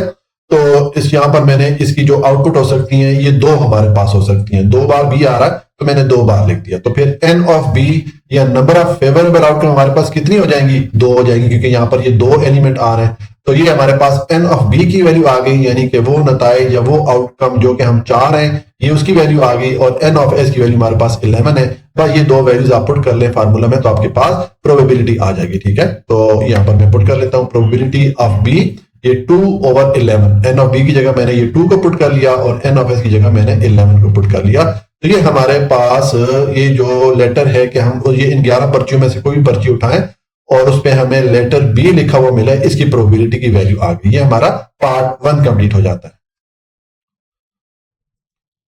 अब पार्ट 2 में इन्होंने हमें ये यहाँ पर प्रोबेबिलिटी ऑफ ए यानी कि जब उन 11 पर्चियों में से कोई भी पर्ची उठाएं तो हमें पर्ची पे लेटर ए लिखा हुआ मिले, इसकी प्रोबेबिलिटी मालूम करनी है, ठीक है। तो तो देखें हम सेम फार्मूला यूज करेंगे। अब यहाँ पर हमने प्रोबेबिलिटी ऑफ ए मालूम करनी है, तो इसका मैंने फार्मूला पुट कर लिया। एक हमें एन ऑफ ए की वैल्यू चाहिए, यानी कि जो हमारे फेवरेबल आउटकम या जो नताइज हम चाह रहे हैं इसकी वैल्यू यहाँ पर आएगी, और एन ऑफ एस या टोटल नंबर ऑफ आउटकम या सैंपल स्पेस की वैल्यू यहाँ पर आएगी। तो एन ऑफ एस तो हमने ऊपर मालूम किया हुआ, इसकी वैल्यू हमारे पास 11 है, ठीक है। तो ये तो हम 11 पुट कर लेंगे यहाँ पर इस एन ऑफ एस की जगह, और एन ऑफ ए हमारे पास क्या आएगा, ठीक है। तो उसके लिए अगर आप यहां पर आ जाए, ये जो लफ्ज प्रोबेबिलिटी है उसमें देखें ए कितनी बार आ रहा है, यहां पर सिर्फ एक बार ए आ रहा है, ठीक है। तो इस इवेंट का जो सेट बनेगा हमारे पास, उसमें कितनी वैल्यू हो जाएगी, सिर्फ एक वैल्यू हो जाएगी, ठीक है। ये जो इवेंट है कि जब हम उन 11 पर्चियों में से कोई पर्ची उठाए उस पर हमें लेटर ए मिले, इस इवेंट को मैंने एक ही को लग दिया, ठीक है। और इसका जो सेट है उसमें सिर्फ एक ही वैल्यू आएगी, क्योंकि ए जो है सिर्फ एक बार आ रहा है प्रोबेबिलिटी में, ठीक है। तो फिर एन ऑफ ए या नंबर ऑफ फेवरेबल आउटकम की वैल्यू हमारे पास 1 हो जाएगी, क्योंकि यहाँ पर एलिमेंट की तादाद एक आ रही है, ठीक है। तो ये हमने एन ऑफ ए की वैल्यू मालूम कर ली 1, और एन ऑफ एस की वैल्यू पर हमने मालूम की थी 11। तो दोनों की जगह आप ये वैल्यू पुट कर लें, ये हमारे पास प्रोबेबिलिटी ऑफ ए की वैल्यू आ गई है 1/11, ठीक है। यानी कि 11 में से एक चांस हो सकता है कि जब हम उन 11 पर्चियों में से कोई पर्ची उठाएं तो उसमें हमें ये लेटर या ये जो अल्फाबेट ए है ये लिखा हुआ मिले, ठीक हो गया। ये हमारा पार्ट 2 कंप्लीट हो जाता है। पार्ट 3 है, इसमें अब हमने प्रोबेबिलिटी मालूम करनी है, प्रोबेबिलिटी ऑफ आई, यानी कि जब हम 11 पर्चियों में से कोई पर्ची उठाएं तो हमें पर्ची पे लेटर आई लिखा हुआ मिले, इसकी हमने प्रोबेबिलिटी मालूम करनी है। तो इसके लिए हम प्रोबेबिलिटी का फॉर्मूला पुट कर लेंगे। ये मैंने लिख दिया, probability of letter I is equal to N of I या नंबर ऑफ फेवरेबल आउटकम, ये वैल्यू एक हमें चाहिए, और एन ऑफ एस या टोटल नंबर ऑफ आउटकम जो है इसकी वैल्यू चाहिए। तो ये तो हमने ऊपर मालूम किया, इसकी वैल्यू 11 है, यहां पर हम 11 पुट करेंगे, और एन ऑफ आई की जगह हम क्या पुट करेंगे, उसके लिए देखें आप ये ऊपर अगर लेटर पे आए प्रोबेबिलिटी पे, तो उसमें देखें आई कितनी बार आ रहा है, यहां पर देखें ये आई 2 बार आ रहा है, यहां पर भी आ रहा है, यहां पर भी आ रहा है।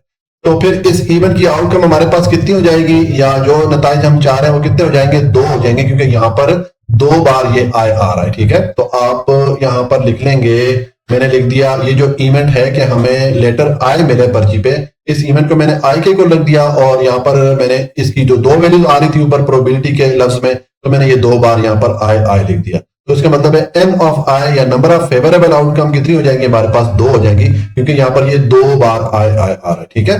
तो अब ये हमारे पास एन ऑफ आई की वैल्यू आ गई है 2, और एन ऑफ एस की वैल्यू तो हमने ऊपर मालूम की है 11 होती है। तो ये दोनों की जगह आप ये वैल्यूज पुट कर लेंगे, एन ऑफ आई की जगह मैंने 2 पुट कर लिया, एन ऑफ एस की जगह मैंने 11 पुट कर लिया। तो ये हमारे पास ये जो प्रोबेबिलिटी ऑफ आई, यानी कि इस बात की प्रोबेबिलिटी कि जब हम उन 11 पर्चियों में से कोई पर्ची उठाएं तो हमें आई वाला लेटर मिले, इसकी प्रोबेबिलिटी 2/11 है, यानी कि 11 में से 2 चांस हो सकते हैं कि हमें उन 11 पर्चियों में से जब कोई पर्ची उठाए तो हमें पर्ची पे लेटर आई लिखा हुआ मिले, ठीक हो गया। ये हमारा पार्ट 3 कंप्लीट हो जाता है। पार्ट 4 है, अब इसमें इन्होंने हमें प्रोबेबिलिटी कैलकुलेट करने को बोला है, प्रोबेबिलिटी ऑफ बी कंप्लीमेंट, ठीक है। ऊपर हमने जो इवेंट था बी, उसकी प्रोबेबिलिटी मालूम की थी, अब यहां पर उसका उलट या कंप्लीमेंट इवेंट है, इसकी प्रोबेबिलिटी मालूम करनी है, ठीक है। तो आपको मैंने बताया कि कंप्लीमेंट इवेंट की प्रोबेबिलिटी हम किस तरह मालूम करते हैं कि जो इवेंट होता है उसको हम 1 में से माइनस कर लेते हैं, ठीक है। तो इसका मतलब है हमें अब यहाँ पर प्रोबेबिलिटी ऑफ बी की वैल्यू चाहिए, जो कि हमने ऊपर यहाँ पर मालूम की हुई है। प्रोबेबिलिटी ऑफ बी जो है ये हमारे पास वैल्यू आई थी 2/11, ठीक है।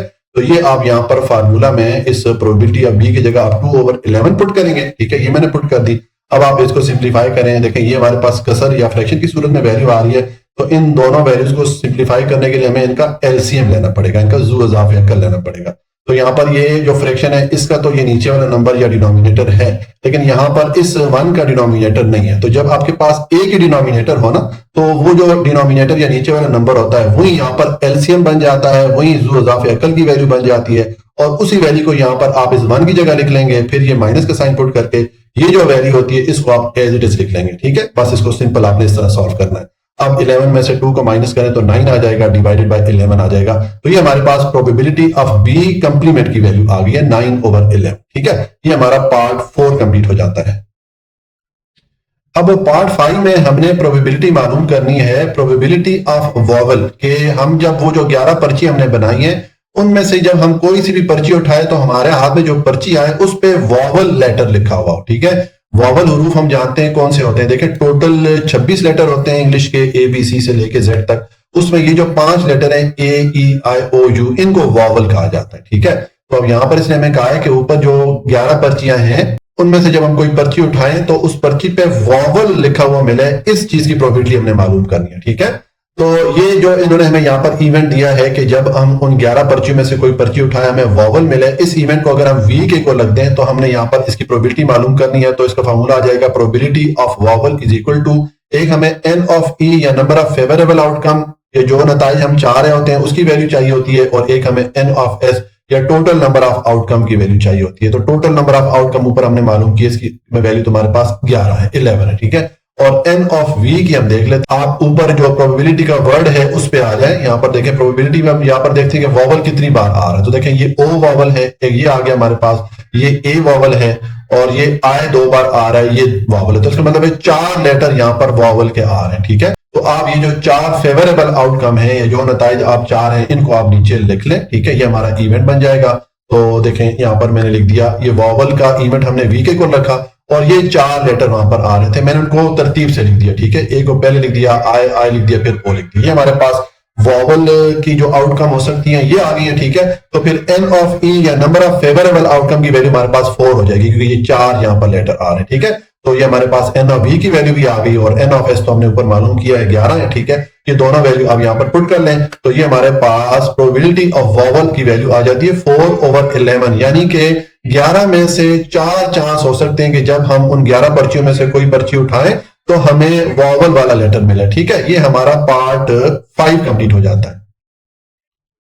पार्ट 6 है, अब यहां पर हमने प्रोबेबिलिटी मालूम करनी है, प्रोबेबिलिटी ऑफ कॉन्सोनेंट, कि जब हम उन 11 पर्चियों में से कोई पर्ची उठाएं तो हमें कॉन्सोनेंट वाला लेटर मिले। मैंने अभी आपको पिछले पार्ट में बता दिया कि इंग्लिश के टोटल 26 हरूफ होते हैं, उनमें से 5 हरूफ वॉवल होते हैं, वो आपको मैंने पिछले पार्ट में दिखा दिए। ठीक है, और बाकी 21 जो लेटर या हरूफ होते हैं वो कॉन्सोनेंट कहलाते हैं। ठीक है, तो यहां पर अब इसने इवेंट दिया है कि जब हम उन 11 पर्चियों में से कोई पर्ची उठाए तो हमें कॉन्सोनेंट वाला लेटर मिले, वॉवल वाला लेटर ना मिले। ठीक है, तो हम ये जो इसने इवेंट दिया है कि हमें कॉन्सोनेंट वाला लेटर मिला, इस इवेंट को अगर हम सी के को रखें तो इसकी प्रोबेबिलिटी हम किस तरह मालूम करेंगे? प्रोबेबिलिटी ऑफ इवेंट सी हो जाएगा एन ऑफ सी या नंबर ऑफ फेवरेबल आउटकम, या वो नताइज जो कि हम चाह रहे हैं उसकी वैल्यू यहां पर आ जाएगी, और एन ऑफ एस या टोटल नंबर ऑफ आउटकम की वैल्यू यहां पर पुट कर लेंगे। तो ये तो हमने 11 मालूम किए, ये पुट कर लेंगे। और एन ऑफ सी के लिए आप ऊपर ये जो प्रोबेबिलिटी का लफ्ज है उसमें आ जाए, उसमें आपने वॉवल छोड़ के बाकी जो लेटर है वो ज़ाहिर कॉन्सोनेंट होंगे। तो 4 हमने यहां पर देखा था कि वॉवल है, ये ओ, ए, आई और आई, तो ये 4 छोड़ के बाकी 7 लेटर बन जाते हैं जो कि कॉन्सोनेंट है। तो आप ये जो 7 लेटर है, ये हमारे पास जो फेवरेबल आउटकम है या जो नताइज हम चाह रहे हैं, ये 7 लेटर होंगे, इनको यहां पर आप नीचे लिख लें इवेंट में। ठीक है, तो ये हमारा आ जाएगा इवेंट। देखें, ये मैंने इवेंट को सी के को रखा था, यानी कि कॉन्सोनेंट वाला इवेंट है, हमें कॉन्सोनेंट वाला लेटर मिलना चाहिए। तो ये मैंने जो कॉन्सोनेंट लेटर थे प्रोबेबिलिटी के वर्ड में, वॉवल को छोड़ के बाकी सारे लेटर लिख दिए, ये 7 है। ठीक है, तो फिर एन ऑफ सी या नंबर ऑफ फेवरेबल आउटकम, ये जो नताइज हम चाह रहे हैं, इसकी वैल्यू 7 हो जाएगी। ठीक है, तो बस आप एन ऑफ सी की जगह आप 7 पुट कर लें अब आप। ठीक है, और एन ऑफ एस की जगह 11 पुट कर लें, ये इसको तो हमने शुरू में मालूम किया था। तो ये हमारे पास इस इवेंट की प्रोबेबिलिटी की वैल्यू आ गई है 7/11, यानी कि जब हम उन 11 पर्चियों में से कोई पर्ची उठाएं और हमें कॉन्सोनेंट वाला लेटर मिले, इसकी प्रोबेबिलिटी या इसका इम्कान है कि 11 में से 7 बार हमें ये कॉन्सोनेंट वाला लेटर मिलने का चांस है। ठीक हो गया, ये हमारा पार्ट 6 कंप्लीट हो जाता है। अब पार्ट 7 है, इसमें इसने हमें ये प्रोबेबिलिटी कैलकुलेट करने को बोला है कि प्रोबेबिलिटी ऑफ जी, कि जब हम उन 11 पर्चियों में से कोई भी पर्ची उठाए तो हमें जो पर्ची मिला उस पर जी लेटर लिखा हुआ। ठीक है, इसकी प्रोबेबिलिटी मालूम करनी है। तो इस इवेंट को कि हमें लेटर जी मिले, इस इवेंट को अगर मैं जी के को लग लेता हूं, ठीक है, तो ये इसकी प्रोबेबिलिटी हो जाएगी। प्रोबेबिलिटी ऑफ जी इक्वल है एन ऑफ जी या नंबर ऑफ फेवरेबल आउटकम, या जो नताइज हम चाह रहे हैं उसकी वैल्यू ऊपर हम लिखेंगे, और एन ऑफ एस या टोटल नंबर ऑफ आउटकम, इसकी वैल्यू हम नीचे लिखेंगे। तो इसकी वैल्यू हम ऊपर मालूम कर चुके हैं 11 है, एन ऑफ जी की वैल्यू मालूम कर लेंगे। तो देखें, अगर आप ये प्रोबेबिलिटी वर्ड पे आए, यहां पर आप देखेंगे तो जी का लेटर यहां पर है ही नहीं प्रोबेबिलिटी में। ठीक है, इसका मतलब है कि जो जी है इसका जो आउटकम है वो हमारे पास 0 होगा। ठीक है, क्योंकि ये लेटर यहां पर मौजूद ही नहीं है, तो इस इवेंट की वैल्यू हमारे पास 0 आएगी। ठीक है, तो ये इवेंट का जो आउटकम होगा वो हमारे पास 0 होगा। तो यहां पर पहले हम लिखते हैं इस इवेंट का आउटकम। देखें, ये मैंने इस प्रोबेबिलिटी का जो आउटकम है, इसका जो सेट है ये एम्प्टी है, खाली है, क्योंकि हमें जी लेटर मिलेगा ही नहीं। तो फिर एन ऑफ जी भी हमारे पास 0 हो जाएगा। ठीक है, तो ये एन ऑफ जी की वैल्यू 0 हो गई, यहां पर आप 0 पुट कर लें, और एन ऑफ एस ऊपर हमने मालूम किया था 11, तो ये मैंने 0/11 कर दिया। अब 11 को 0 पे डिवाइड करेंगे तो आपको 0 ही मिलेगा। 0 पे कोई भी नंबर डिवाइड करें आंसर 0 ही आता है, ठीक है। तो इसका मतलब ये हो गया कि ये जो हमें इवेंट इसने दिया है कि हम जब उन 11 पर्चियों में से कोई पर्ची उठाएं तो हमें लेटर जी लिखा हुआ मिले, इसकी प्रोबेबिलिटी या इसका इम्कान 0 है, क्योंकि लेटर जी है ही नहीं प्रोबेबिलिटी लफ्ज में, ठीक है। तो इसलिए इसकी जो प्रोबेबिलिटी होगी ये 0 होगी, ठीक है। तो ये हमारा पार्ट 7 कंप्लीट हो जाता है। पार्ट 8 है, इसमें अब हमने प्रोबेबिलिटी मालूम करनी है कि जब हम उन 11 पर्चियों में से कोई भी पर्ची उठाए तो हमें कोई सा भी लेटर मिले, प्रोबेबिलिटी ऑफ अ लेटर, ठीक है।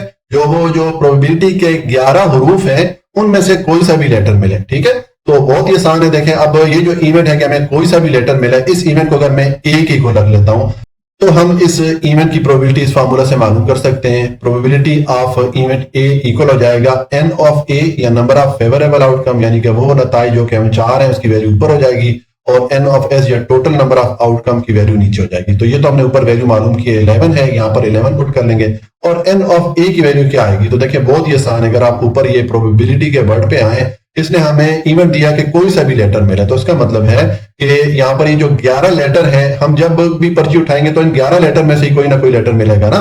तो इसका मतलब है कि इसका जो इवेंट हो जाएगा उसमें जो फेवरेबल आउटकम है या जो नताइज हम चाह रहे हैं वो ये सारे लेटर हो जाएंगे, ठीक है। तो आप इसका इवेंट के लिए जो फेवरेबल आउटकम है वो यहाँ पर पहले लिख लेंगे। ये आ जाएगा जी आपका, यहाँ पर आ गया, मैं लिखूंगा ये मैंने इस इवेंट को एक ही को रखा, तो प्रोबेबिलिटी के जितने लेटर है सारे मैंने यहां पर लिख दिए, ठीक है। इनमें से कोई भी हमारे हाथ में आ सकता है, ठीक है।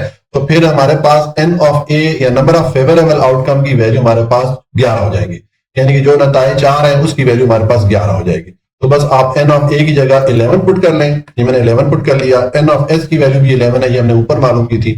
अब 11 आपस में एक दूसरे को कैंसिल कर लेंगे, तो प्रोबेबिलिटी ऑफ a इसकी वैल्यू हमारे पास 1 हो जाएगी।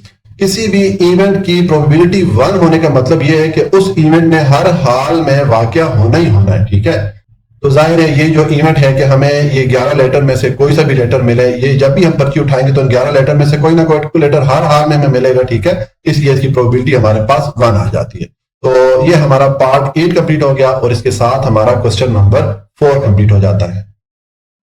क्वेश्चन नंबर 5 है, अ pair of fair coin is tossed, के दो कॉइन्स को अगर एक साथ फेंका जाए, ठीक है, दो सिक्कों को अगर एक साथ फेंका जाए, find the probability of getting. अब यहाँ पर इस क्वेश्चन के उन्होंने मुख्तलिफ पार्ट में हमें एक एक इवेंट दिया हुआ है, तो हर इवेंट के लिए हमने प्रोबेबिलिटी मालूम करनी है। अब पार्ट 1 में इसने हमें ये इवेंट दिया है एटलीस्ट 1 हेड, के जब वो दोनों सिक्के एक साथ फेंके जाए तो हमें दोनों सिक्कों में से कम एक सिक्के पे हेड वाली साइड मिले।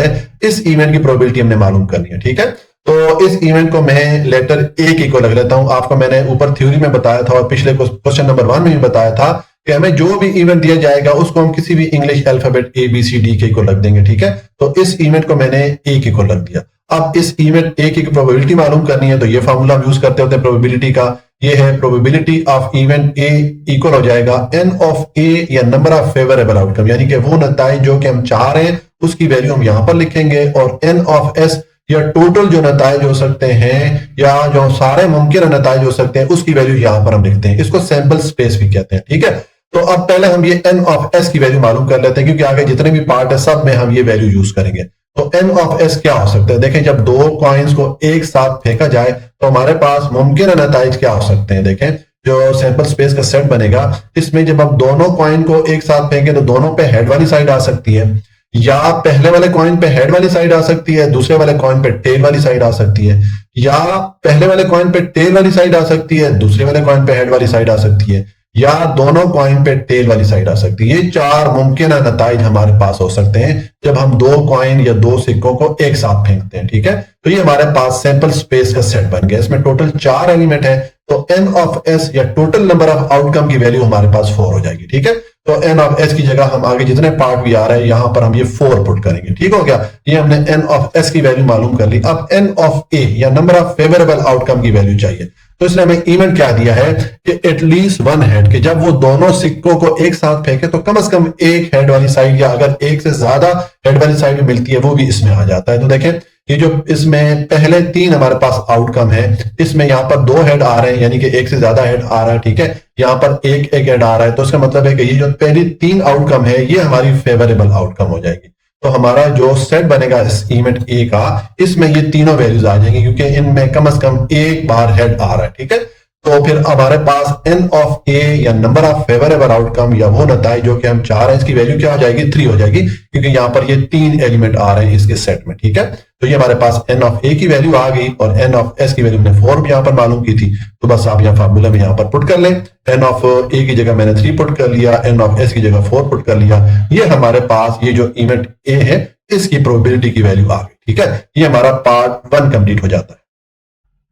पार्ट 2 है, अब इसमें इन्होंने हमें ये इवेंट दिया है कि एटलीस्ट वन टेल, कि जब हम उन दोनों कॉइन्स को या दोनों सिक्कों को एक साथ फेंकें तो हमें कम से कम एक टेल वाली साइड मिले, इसकी प्रोबेबिलिटी मालूम करनी है। तो ये जो इवेंट उन्होंने हमें दिया है कि हमें कम से कम एक टेल वाली साइड मिले, इसको मैंने बी के को लग दिया। ठीक है, अब हम ये इवेंट बी की प्रोबेबिलिटी मालूम करेंगे, तो ये फॉर्मूला होता है प्रोबेबिलिटी मालूम करने का, ये है probability of event B is equal to N of B या नंबर ऑफ फेवरेबल आउटकम, जो नताइज हम चाह रहे हैं उसकी वैल्यू ऊपर हम पुट करेंगे, और एन ऑफ एस या टोटल नंबर ऑफ आउटकम की वैल्यू नीचे पुट करेंगे। तो एन ऑफ एस की वैल्यू तो ऊपर हम मालूम कर चुके हैं कि 4 थी। ठीक है, तो यहां पर हम 4 पुट करेंगे, और एन ऑफ बी यानी कि ये जो इवेंट है कि एटलीस्ट वन टेल आए, इसकी वैल्यू मालूम करनी है। तो इसके लिए आप ऊपर जो सैंपल स्पेस का सेट है यहां पर आ जाएंगे। अब यहां पर देखें, आपने वो वाली आउटकम देखनी है जिसमें कम से कम एक बार टेल वाली साइड आए। तो देखें ये वाली वैल्यू, ये और ये 3 वैल्यू, तीनों में कम से कम एक बार टेल वाली साइड आ रही है। ठीक है, यहाँ पर 2 बार आ रही है, तो हमारी शर्त पूरी हो रही है, कम से कम एक बार तो आ रही है ना। तो इसका मतलब है कि ये जो 3 आउटकम है, ये हमारा जो इवेंट का सेट बनेगा उसमें ये तीनों आउटकम आ जाएंगे, क्योंकि ये हमारी फेवरेबल आउटकम है, जो नताइज हम चाह रहे हैं ये वो वाली वैल्यूज है। ठीक है, तो आप इस इवेंट का जो सेट लिखेंगे, ये इवेंट बी का, इसमें हमारे पास ये जो आखिरी वो ऊपर हमारे पास 3 वैल्यूज थी वो मैंने यहां पर लिख दी। ठीक है, ये हमारे पास इस इवेंट बी का सेट बन गया, और अब एन ऑफ बी हम लिख सकते हैं, या नंबर ऑफ फेवरेबल आउटकम की वैल्यू हमारी क्या हो जाएगी, क्योंकि यहाँ पर इस सेट में 3 वैल्यूज आ रही तो मैंने 3 पुट कर लिया। ये हमारी फेवरेबल आउटकम या जो नताइज हम चाह रहे हैं उसकी वैल्यू भी आ गई, यानी कि एन ऑफ बी की वैल्यू भी आ गई, और एन ऑफ एस हमने ऊपर 4 मालूम किया था, तो यहाँ पर हम 4 पुट कर देते हैं। ठीक है, तो ये दोनों वैल्यूज पुट करें, एन ऑफ बी की जगह मैंने 3 पुट कर लिया, एन ऑफ एस की जगह मैंने 4 पुट कर लिया। तो ये हमारे पास इस इवेंट की के जब हम दोनों सिक्कों को एक साथ फेंके तो दोनों सिक्कों में कम से कम एक सिक्के पे टेल वाली साइड मिले, इस इवेंट की प्रोबेबिलिटी आ गई 3/4। ठीक है, ये हमारा पार्ट 2 कंप्लीट हो जाता है। पार्ट 3 में इसने हमें ये इवेंट दिया है 2 टेल्स, के जब वो दोनों सिक्कों को एक साथ फेंके तो हमें दोनों सिक्कों पे टेल वाली साइड मिले, ये इवेंट इसने दिया, इसकी प्रोबेबिलिटी हमने मालूम करनी है। तो इस इवेंट को मैंने सी के को लग दिया। ठीक है, मैं बार बार ये चीज रिपीट कर रहा हूं कि हमें जो भी इवेंट दिया जाता है उसको हम किसी भी इंग्लिश अल्फाबेट ABC के को रख लेते हैं। ठीक है, तो इस इवेंट को मैंने इस सी के को लग दिया। तो अब ये सी इवेंट की प्रोबेबिलिटी हमने मालूम करनी है, तो मैंने लिखा है probability of event C equal है एन ऑफ सी या नंबर ऑफ फेवरेबल आउटकम, ये जो नताइज हम चाह रहे हैं उसकी वैल्यू यहां पर पुट करेंगे, और एन ऑफ एस या टोटल जो मुमकिन नताइज हो सकते हैं उसकी वैल्यू यहां पर पुट करेंगे। तो एन ऑफ एस की वैल्यू तो हम ऊपर मालूम कर चुके हैं 4, पार्ट 1 में हमने ये मालूम कर लिया। ठीक है, तो यहां पर हम 4 पुट करेंगे और एन ऑफ सी की वैल्यू हमने पुट करनी है। ठीक है, तो यहां पर अब इन्होंने हमें इवेंट दिया 2 टेल्स, तो उसके लिए अगर आप ऊपर सैंपल स्पेस के सेट पे आएंगे तो यहां पर देखें कौन सी वाली आउटकम है जिसमें कि 2 टेल आ रही है, ये वाली आउटकम है। सिर्फ एक आउटकम है जो हमारी फेवरेबल आउटकम है, जो हम नताइज जो हम नतीजा चाह रहे हैं वो ये है, क्योंकि इसमें 2 बार टेल आर। ठीक है, और यही हमें इवेंट दिया गया है, तो इस इवेंट का जो सेट बनेगा उसमें ये एक वैल्यू आ जाएगी, ये मैंने लिख दिया, इवेंट सी का सेट मैंने लिख दिया, जिसमें ये हमें ऊपर देखें ये 2 टेल आ रही है, तो ये वाली वैल्यू मैंने यहाँ पर लिख दी। तो इसका मतलब फिर एन ऑफ सी या जो हम आउटकम चाह रहे थे उसकी वैल्यू हमारे पास क्या आ गई है, 1 आ गई है। ठीक है, तो एन ऑफ सी की वैल्यू 1 आ गई, एन ऑफ एस की वैल्यू पर हमने 4 मालूम की थी, तो आप ये दोनों वैल्यूज पुट कर लेंगे। एन ऑफ सी की जगह मैंने 1 पुट कर लिया, एन ऑफ एस की जगह 4 पुट कर लिया। ये हमारे पास ये जो इवेंट है कि हम जब दोनों सिक्कों को एक साथ फेंके तो हमें दोनों पे टेल वाली साइड मिले, इसकी प्रोबेबिलिटी की वैल्यू आ गई 1/4। ठीक है, यानी कि 4 में से एक चांस हो सकता है कि हमें जब दोनों सिक्कों को एक साथ फेंके तो हमें दोनों पे टेल वाली साइड मिले। ठीक है, ये हमारा पार्ट 3 कंप्लीट हो गया। पार्ट 4 है, अब इसमें उन्होंने हमें ये इवेंट दिया 3 हेड, कि जब वो 2 सिक्कों को एक साथ फेंके तो हमें 3 हेड वाली साइड मिले। तो देखें ये तो मुमकिन ही नहीं है, क्योंकि सिक्के 2 हैं, तो फिर हमें 3 हेड वाली साइड किस तरह मिलेगी। ठीक है, तो इसको हम यहां पर ही सॉल्व कर लेते हैं, बजाय के ऊपर जाएं। देखें अब इस इवेंट को मैं डी के को लग लेता हूं। ठीक है, तो अब प्रोबेबिलिटी ऑफ इवेंट डी क्या हो जाएगा, एन ऑफ डी या number of favourable outcome divided by N of S या टोटल नंबर ऑफ आउटकम। तो एन ऑफ एस की वैल्यू तो हमने 4 मालूम की, यहाँ पर हम 4 पुट कर लेंगे। लेकिन एन ऑफ डी की वैल्यू क्या आएगी हमारे पास? इसका जो सेट बनेगा वो एम्प्टी सेट बनेगा, क्योंकि हमें 3 हेड वाली साइड मिलेगी नहीं, क्योंकि सिक्के 2 हैं तो फिर हमें 3 हेड वाली साइड कैसे मिलेगी? तो फिर एन ऑफ डी की वैल्यू हमारे पास 0 हो जाएगी, क्योंकि इसका सेट खाली है, ठीक है, एम्प्टी है। तो फिर आप एन ऑफ डी की जगह आप 0 पुट कर लेंगे और एन ऑफ एस की जगह 4 पुट करेंगे।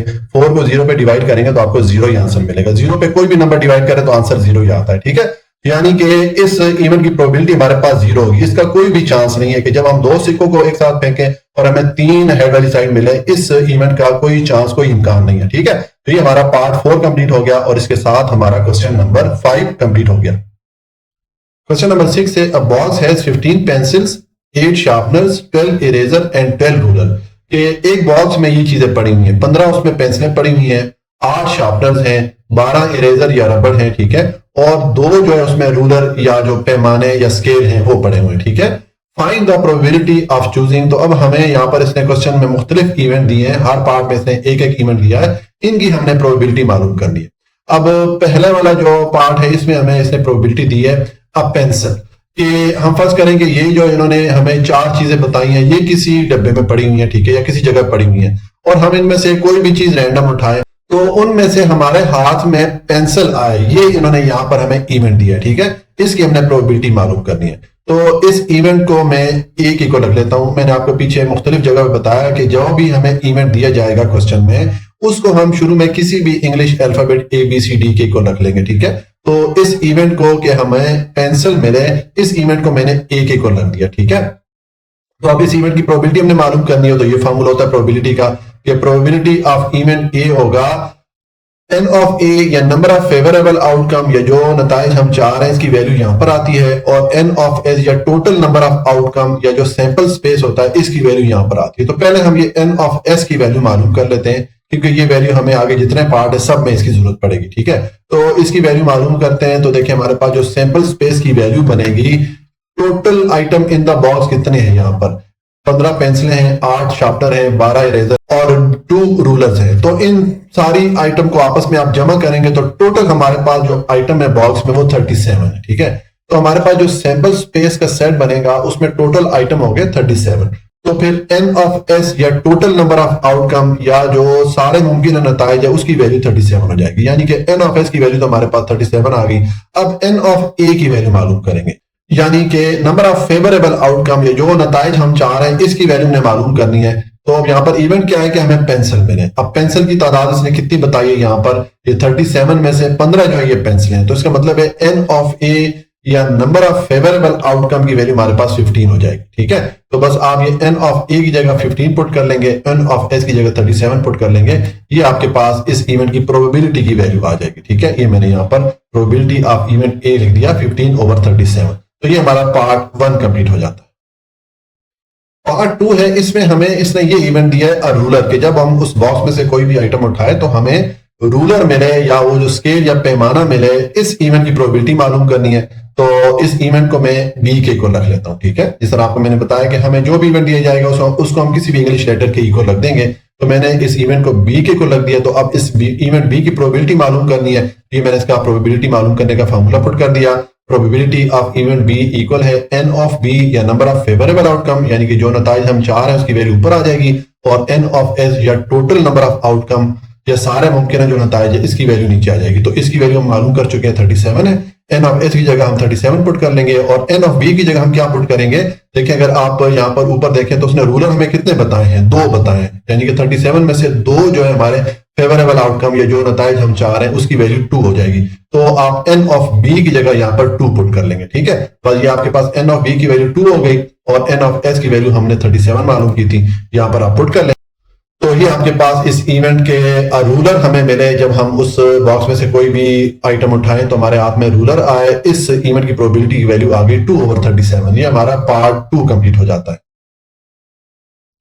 पार्ट 3 है, इसमें हमें इन्होंने ये इवेंट दिया है नॉट अ शार्पनर, कि जब हम उस बॉक्स में से कोई भी आइटम उठाएं तो हमारे हाथ में शार्पनर ना आए, यहां पर अब नॉट लग गया, यानी कि ये कंप्लीमेंट इवेंट है, यानी कि ये ऑपोजिट या उलट इवेंट है, जिसको कि हम कंप्लीमेंट इवेंट कहते हैं। तो कंप्लीमेंट इवेंट का ये फार्मूला है, अगर हम ये जो इवेंट है इसको अगर हम सी के इक्वल रखें तो इसका जो प्रोबेबिलिटी मालूम करने का फार्मूला है कंप्लीमेंट इवेंट का, वो हम ये वाला यूज करते हैं। 1 में से हम माइनस करेंगे इस इवेंट की प्रोबेबिलिटी या प्रोबेबिलिटी ऑफ सी। तो इसका मतलब है अब ये फार्मूला यूज करने के लिए हमें प्रोबेबिलिटी ऑफ सी यानी कि जो कंप्लीमेंट इवेंट है इसका जो ऑपोजिट इवेंट है उसकी पहले प्रोबेबिलिटी मालूम करनी पड़ेगी। तो कंप्लीमेंट इवेंट है हमारे पास नॉट अ शार्पनर के हमें शार्पनर ना मिले जब हम उस बॉक्स में से कोई आइटम उठाए, तो फिर इसके ऑपोजिट जो इवेंट होगा वो क्या हो जाएगा कि हमें शार्पनर मिले। तो यहां पर ये इवेंट सी हम कर देते हैं अ शार्पनर। पहले हम इस इवेंट सी की प्रोबेबिलिटी मालूम कर लेते हैं कि जब हम उस बॉक्स में से कोई आइटम उठाए तो हमें शार्पनर मिले, हमारे हाथ में शार्पनर आए, इसकी प्रोबेबिलिटी आ जाएगी। तो उसको फिर हम ये 1 में से माइनस करेंगे, तो हमारे पास इस इवेंट का जो कंप्लीमेंट इवेंट है या ऑपोजिट इवेंट है, ठीक है, उसकी प्रोबेबिलिटी आ जाएगी। ठीक है, तो अब देखिए हमारा इवेंट क्या बन गया कि जब हम उस बॉक्स में से कोई आइटम उठाएं तो हमें शार्पनर मिले। ठीक है, तो इस इवेंट को मैंने सी के को रख दिया। तो अब एन ऑफ सी की वैल्यू हमारे पास क्या हो जाएगी या नंबर ऑफ फेवरेबल आउटकम हमारे पास क्या हो जाएंगी। अगर आप ऊपर आ जाए तो शार्पनर की वैल्यू इसने हमें कितनी दी है, इसने हमें 8 दी है। तो 37 में से 8 जो है हमारे फेवरेबल आउटकम हो जाएंगे। ठीक है, तो एन ऑफ सी की वैल्यू हम यहां पर पुट कर लेंगे 8। ये हमारे पास एन ऑफ सी की वैल्यू आ गई और एन ऑफ एस की वैल्यू हमने ऊपर मालूम की है 37। ठीक है, तो एन ऑफ सी की जगह मैंने 8 पुट कर लिया, एन ऑफ एस की जगह 37 पुट कर लिया। तो ये हमारे पास इस इवेंट की कि हमारे हाथ में शार्पनर आए, इसकी प्रोबेबिलिटी आ गई 8/37। अब हम इसका जो कंप्लीमेंट इवेंट है, इसका ऑपोजिट या उलट इवेंट है कि नॉट अ शार्पनर, कि हमारे हाथ में शार्पनर ना आए, अब इसकी हम प्रोबेबिलिटी मालूम करते हैं। तो चूंकि कंप्लीमेंट इवेंट है तो कंप्लीमेंट इवेंट के लिए हम ये वाला फॉर्मूला यूज करते हैं। ठीक है, इसकी प्रोबेबिलिटी मालूम करने का ये मैंने लिख दिया प्रोबेबिलिटी ऑफ सी कंप्लीमेंट, यानी कि जो इवेंट है सी, इसके ऑपोजिट इवेंट की प्रोबेबिलिटी मालूम कर रहे हैं। तो ये आ जाएगा 1 minus probability of C. Probability of C की वैल्यू हमने ये मालूम की है 8/37। तो यहां पर आप पुट कर लेंगे 8/37। ठीक है, अभी आपके पास देखिए दो वैल्यूज आ रही है, एक ये फ्रैक्शन या कसर की सूरत में आ रही है। तो इनको सॉल्व करने के लिए आप इनका एलसीएम लेंगे, जू इजाफे अकल। तो देखें जब आपके पास दो ऐसी वैल्यूज हो जिसमें कि एक आपके पास फ्रैक्शन की सूरत में आ रही हो और एक होल नंबर की सूरत में आ रही हो, तो फिर ये जो वैल्यू फ्रैक्शन की सूरत में आ रही है या कसर की सूरत में आ रही है, इसका ये जो नीचे वाला नंबर है ये डिनोमिनेटर है, यही एलसीएम की वैल्यू हो जाएगी और यही वैल्यू यहाँ पर ये जो 1 है इसकी जगह आ जाएगी और उसके बाद माइनस का साइन पुट करके ये वाली वैल्यू आप एज इट इज यहाँ पर लिख देंगे। ठीक है, तो अब आप 37 में से 8 को माइनस करें तो 29 और डिवाइडेड बाय 37 आ गया। तो ये हमारे पास जो कंप्लीमेंट इवेंट उसने दिया था कि जब उस बॉक्स में से हम कोई भी आइटम उठाए तो हमें शार्पनर ना मिले, इसकी प्रोबेबिलिटी आ गई 29/37। तो ये हमारा पार्ट कौन सा था, पार्ट 3 जो है ये कंप्लीट हो जाता है। पार्ट 4 है, अब इसने यहां पर अगेन हमें कंप्लीमेंट इवेंट दिया। देखिए नॉट एन इरेजर, कि जब हम उस बॉक्स में से कोई सा भी आइटम उठाएं तो हमारे हाथ में इरेजर ना आए, यहां पर भी नॉट लग गया, तो ये भी कंप्लीमेंट इवेंट है। तो कंप्लीमेंट इवेंट के लिए हम ये वाला फॉर्मूला यूज करते हैं कि अगर हम इस इवेंट को डी के को लग देते हैं तो हम इसका जो कंप्लीमेंट इवेंट है या ऑपोजिट इवेंट है उसकी प्रोबेबिलिटी मालूम करेंगे इस फॉर्मूला से। ठीक है, हम 1 में से प्रोबेबिलिटी ऑफ इवेंट डी को माइनस करेंगे। तो इसका मतलब है यहां पर अब हमें प्रोबेबिलिटी ऑफ डी की वैल्यू पहले चाहिए, सेम जिस तरह के मैंने पार्ट 3 को सॉल्व किया था। ठीक है, तो देखिए हमारे पास इवेंट डी क्या हो जाएगा, वो हो जाएगा कि हम जब उस बॉक्स में से कोई भी आइटम उठाए तो हमें इरेजर मिले, ऊपर था ना मिले, तो इसके ऑपोजिट क्या हो जाएगा, इरेजर मिले, एन इरेजर, मैंने नॉट हटा दिया। तो ये जो इवेंट है इसको मैंने डी के को लग दिया। अब इसकी हम प्रोबेबिलिटी मालूम करेंगे तो हम सेम ये फॉर्मूला यूज करेंगे प्रोबेबिलिटी के लिए कि प्रोबेबिलिटी ऑफ इवेंट डी हो जाएगा एन ऑफ डी या number of favourable outcome divided by N of S या टोटल नंबर ऑफ आउटकम। तो टोटल नंबर ऑफ आउटकम हम जानते हैं 37 है, एन ऑफ एस की जगह तो हम 37 पुट करेंगे और एन ऑफ डी की जगह हम क्या पुट करेंगे। अगर आप ऊपर ये आ जाए बॉक्स में देखें जो इरेजर है उसकी तादाद इसने हमें कितनी दी है, इसने हमें 12 दी है। तो इसका मतलब हमारी जो फेवरेबल आउटकम होगी 37 में से वो 12 होगी। तो एन ऑफ डी की वैल्यू आपके पास यहां पर आ जाएगी 12। ठीक है, तो देखिए ये मैंने एन ऑफ डी की जगह 12 पुट कर लिया क्योंकि इरेजर की वैल्यू उसने 12 दी थी। ये हमारी फेवरेबल आउटकम के जो नताइज हम 4 है उसकी वैल्यू आ गई। तो बस आप एन ऑफ डी की जगह 12 पुट कर लें, एन ऑफ एस की जगह आप 37 हमने जो ऊपर मालूम किया वो पुट कर लेंगे। तो ये प्रोबेबिलिटी ऑफ डी की वैल्यू आ गई 12/37। अब ये वैल्यू आप यहां पर इस फार्मूला में पुट कर लें प्रोबेबिलिटी ऑफ डी की जगह। ठीक है, ये वैल्यू पुट करेंगे, ये मैंने वैल्यू पुट की। अब ये दो वैल्यूज आपके पास आ रही है, फ्रैक्शन या कसर की सूरत में है, तो इनको सॉल्व करने के लिए मैं इनका एलसीएम या जू इजाफे अकल लेना पड़ेगा। ठीक है, तो ये जो नीचे वाला नंबर आ रहा है यही एलसीएम की वैल्यू जाएगी और यही नंबर आप इस 1 की जगह यहां पर लिख लेंगे, फिर ये माइनस का साइन पुट करके ये वाला जो 12 है इसको एज इट इज लिख देंगे। ठीक है, तो ये हमने इसको सॉल्व किया। अब 37 में से 12 को माइनस करें तो ये 25 आ जाएगा, डिवाइड बाय 37 आ जाएगा। तो ये हमारे पास जो कंप्लीमेंट इवेंट इसने दिया था ना कि नॉट एन इरेजर, के जब हम उस बॉक्स में से कोई सा भी आइटम उठाए तो हमें इरेजर ना मिले, इसकी प्रोबेबिलिटी आ गई 25/37। ये हमारा पार्ट 4 कंप्लीट हो जाता है। पार्ट 5 है, इसने हमें इवेंट दिया है अ बुक, कि जब हम उस बॉक्स में से कोई सा भी आइटम उठाए तो हमारे हाथ में किताब आए। ठीक है, तो अब इस इवेंट को मैं ई के को रख लेता हूं। ठीक है, अब इसकी प्रोबेबिलिटी मालूम करेंगे तो मैंने लिख दिया probability of event E equal है एन ऑफ ई या नंबर ऑफ फेवरेबल आउटकम, ये जो नताइज हम चाह रहे हैं उसकी वैल्यू ऊपर हो जाएगी, और एन ऑफ एस या टोटल नंबर ऑफ आउटकम जो है वो हम यहाँ पर लिख लेंगे। तो एन ऑफ एस की वैल्यू तो हमने 37 मालूम की है, लेकिन एन ऑफ ई की वैल्यू हमारे पास क्या आएगी? इसने इवेंट क्या दिया कि हमारे हाथ में बुक आए। तो देखें, अगर ऊपर आप ये आइटम देखें तो उसमें कहीं पर भी बुक शामिल नहीं है। ठीक है, यहाँ पर पेंसिल, शार्पनर, इरेजर और रूलर है, किताब या बुक नहीं शामिल। तो इसका मतलब है कि इस इवेंट की प्रोबेबिलिटी 0 हो जाएगी कि हमारे हाथ में कभी भी जब भी हम बॉक्स में से कोई आइटम उठाएंगे तो हमें इन 4 आइटम के अलावा कोई और आइटम तो मिलेगा नहीं, यानी कि बुक तो हमें मिलेगी नहीं। तो इसका जो एन ऑफ बी या नंबर ऑफ फेवरेबल आउटकम इस इवेंट के लिए वैल्यू हो जाएगी 0, क्योंकि हमें बुक तो मिलेगी नहीं। ठीक है, तो एन ऑफ ई की वैल्यू हमारे पास 0 हो गई है और एन ऑफ एस की वैल्यू 37 है। तो बस यहाँ पर आप वैल्यू पुट कर लें, एन ऑफ ई की जगह 0 पुट कर लिया, एन ऑफ एस की जगह 37 पुट कर लिया। 37 को 0 पर डिवाइड करेंगे तो 0 आएगा, 0 पे कोई भी नंबर डिवाइड करें तो आपको आंसर 0 मिलता है। ठीक है, तो इसका मतलब ये हो गया कि इस इवेंट की प्रोबेबिलिटी के हमारे हाथ में बुक आए जब हम उस बॉक्स में हाथ डालें, इस इवेंट की प्रोबेबिलिटी 0 है, इसका कोई भी चांस नहीं, क्योंकि उस बॉक्स में बुक है ही नहीं है। ठीक है, तो इस तरह ये हमारा पार्ट 5 कंप्लीट हो गया और इसके साथ हमारा क्वेश्चन नंबर 6 भी कंप्लीट हो जाता है। क्वेश्चन नंबर 7 है, बहुत ही छोटा और आसान सा क्वेश्चन है। The probability that team will win the cricket match is 0.79। ये हमें इन्होंने प्रोबेबिलिटी की वैल्यू दे दी है। यहां पर इन्होंने हमें इवेंट दे दिया कि जो टीम है वो क्रिकेट का मैच जीतेगी। इस इवेंट की इन्होंने हमें प्रोबेबिलिटी की वैल्यू दे दी है 0.79। ठीक है, हमने क्या करना है, what will be the probability that team will not win the cricket match. हमने इस इवेंट की प्रोबेबिलिटी मालूम करनी है कि वो जो टीम है वो क्रिकेट का मैच नहीं जीतेगी।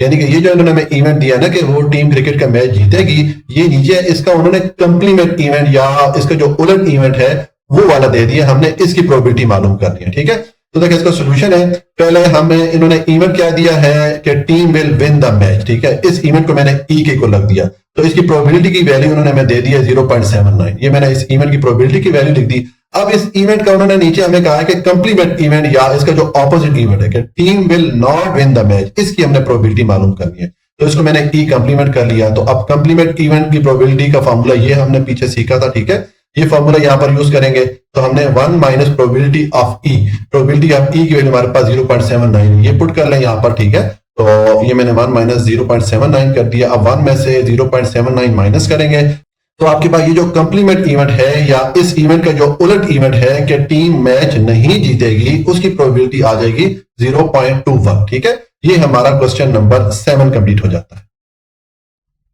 क्वेश्चन नंबर 8 है, अ box has 8 red ball, 9 white ball, 10 green ball and 5 blue ball.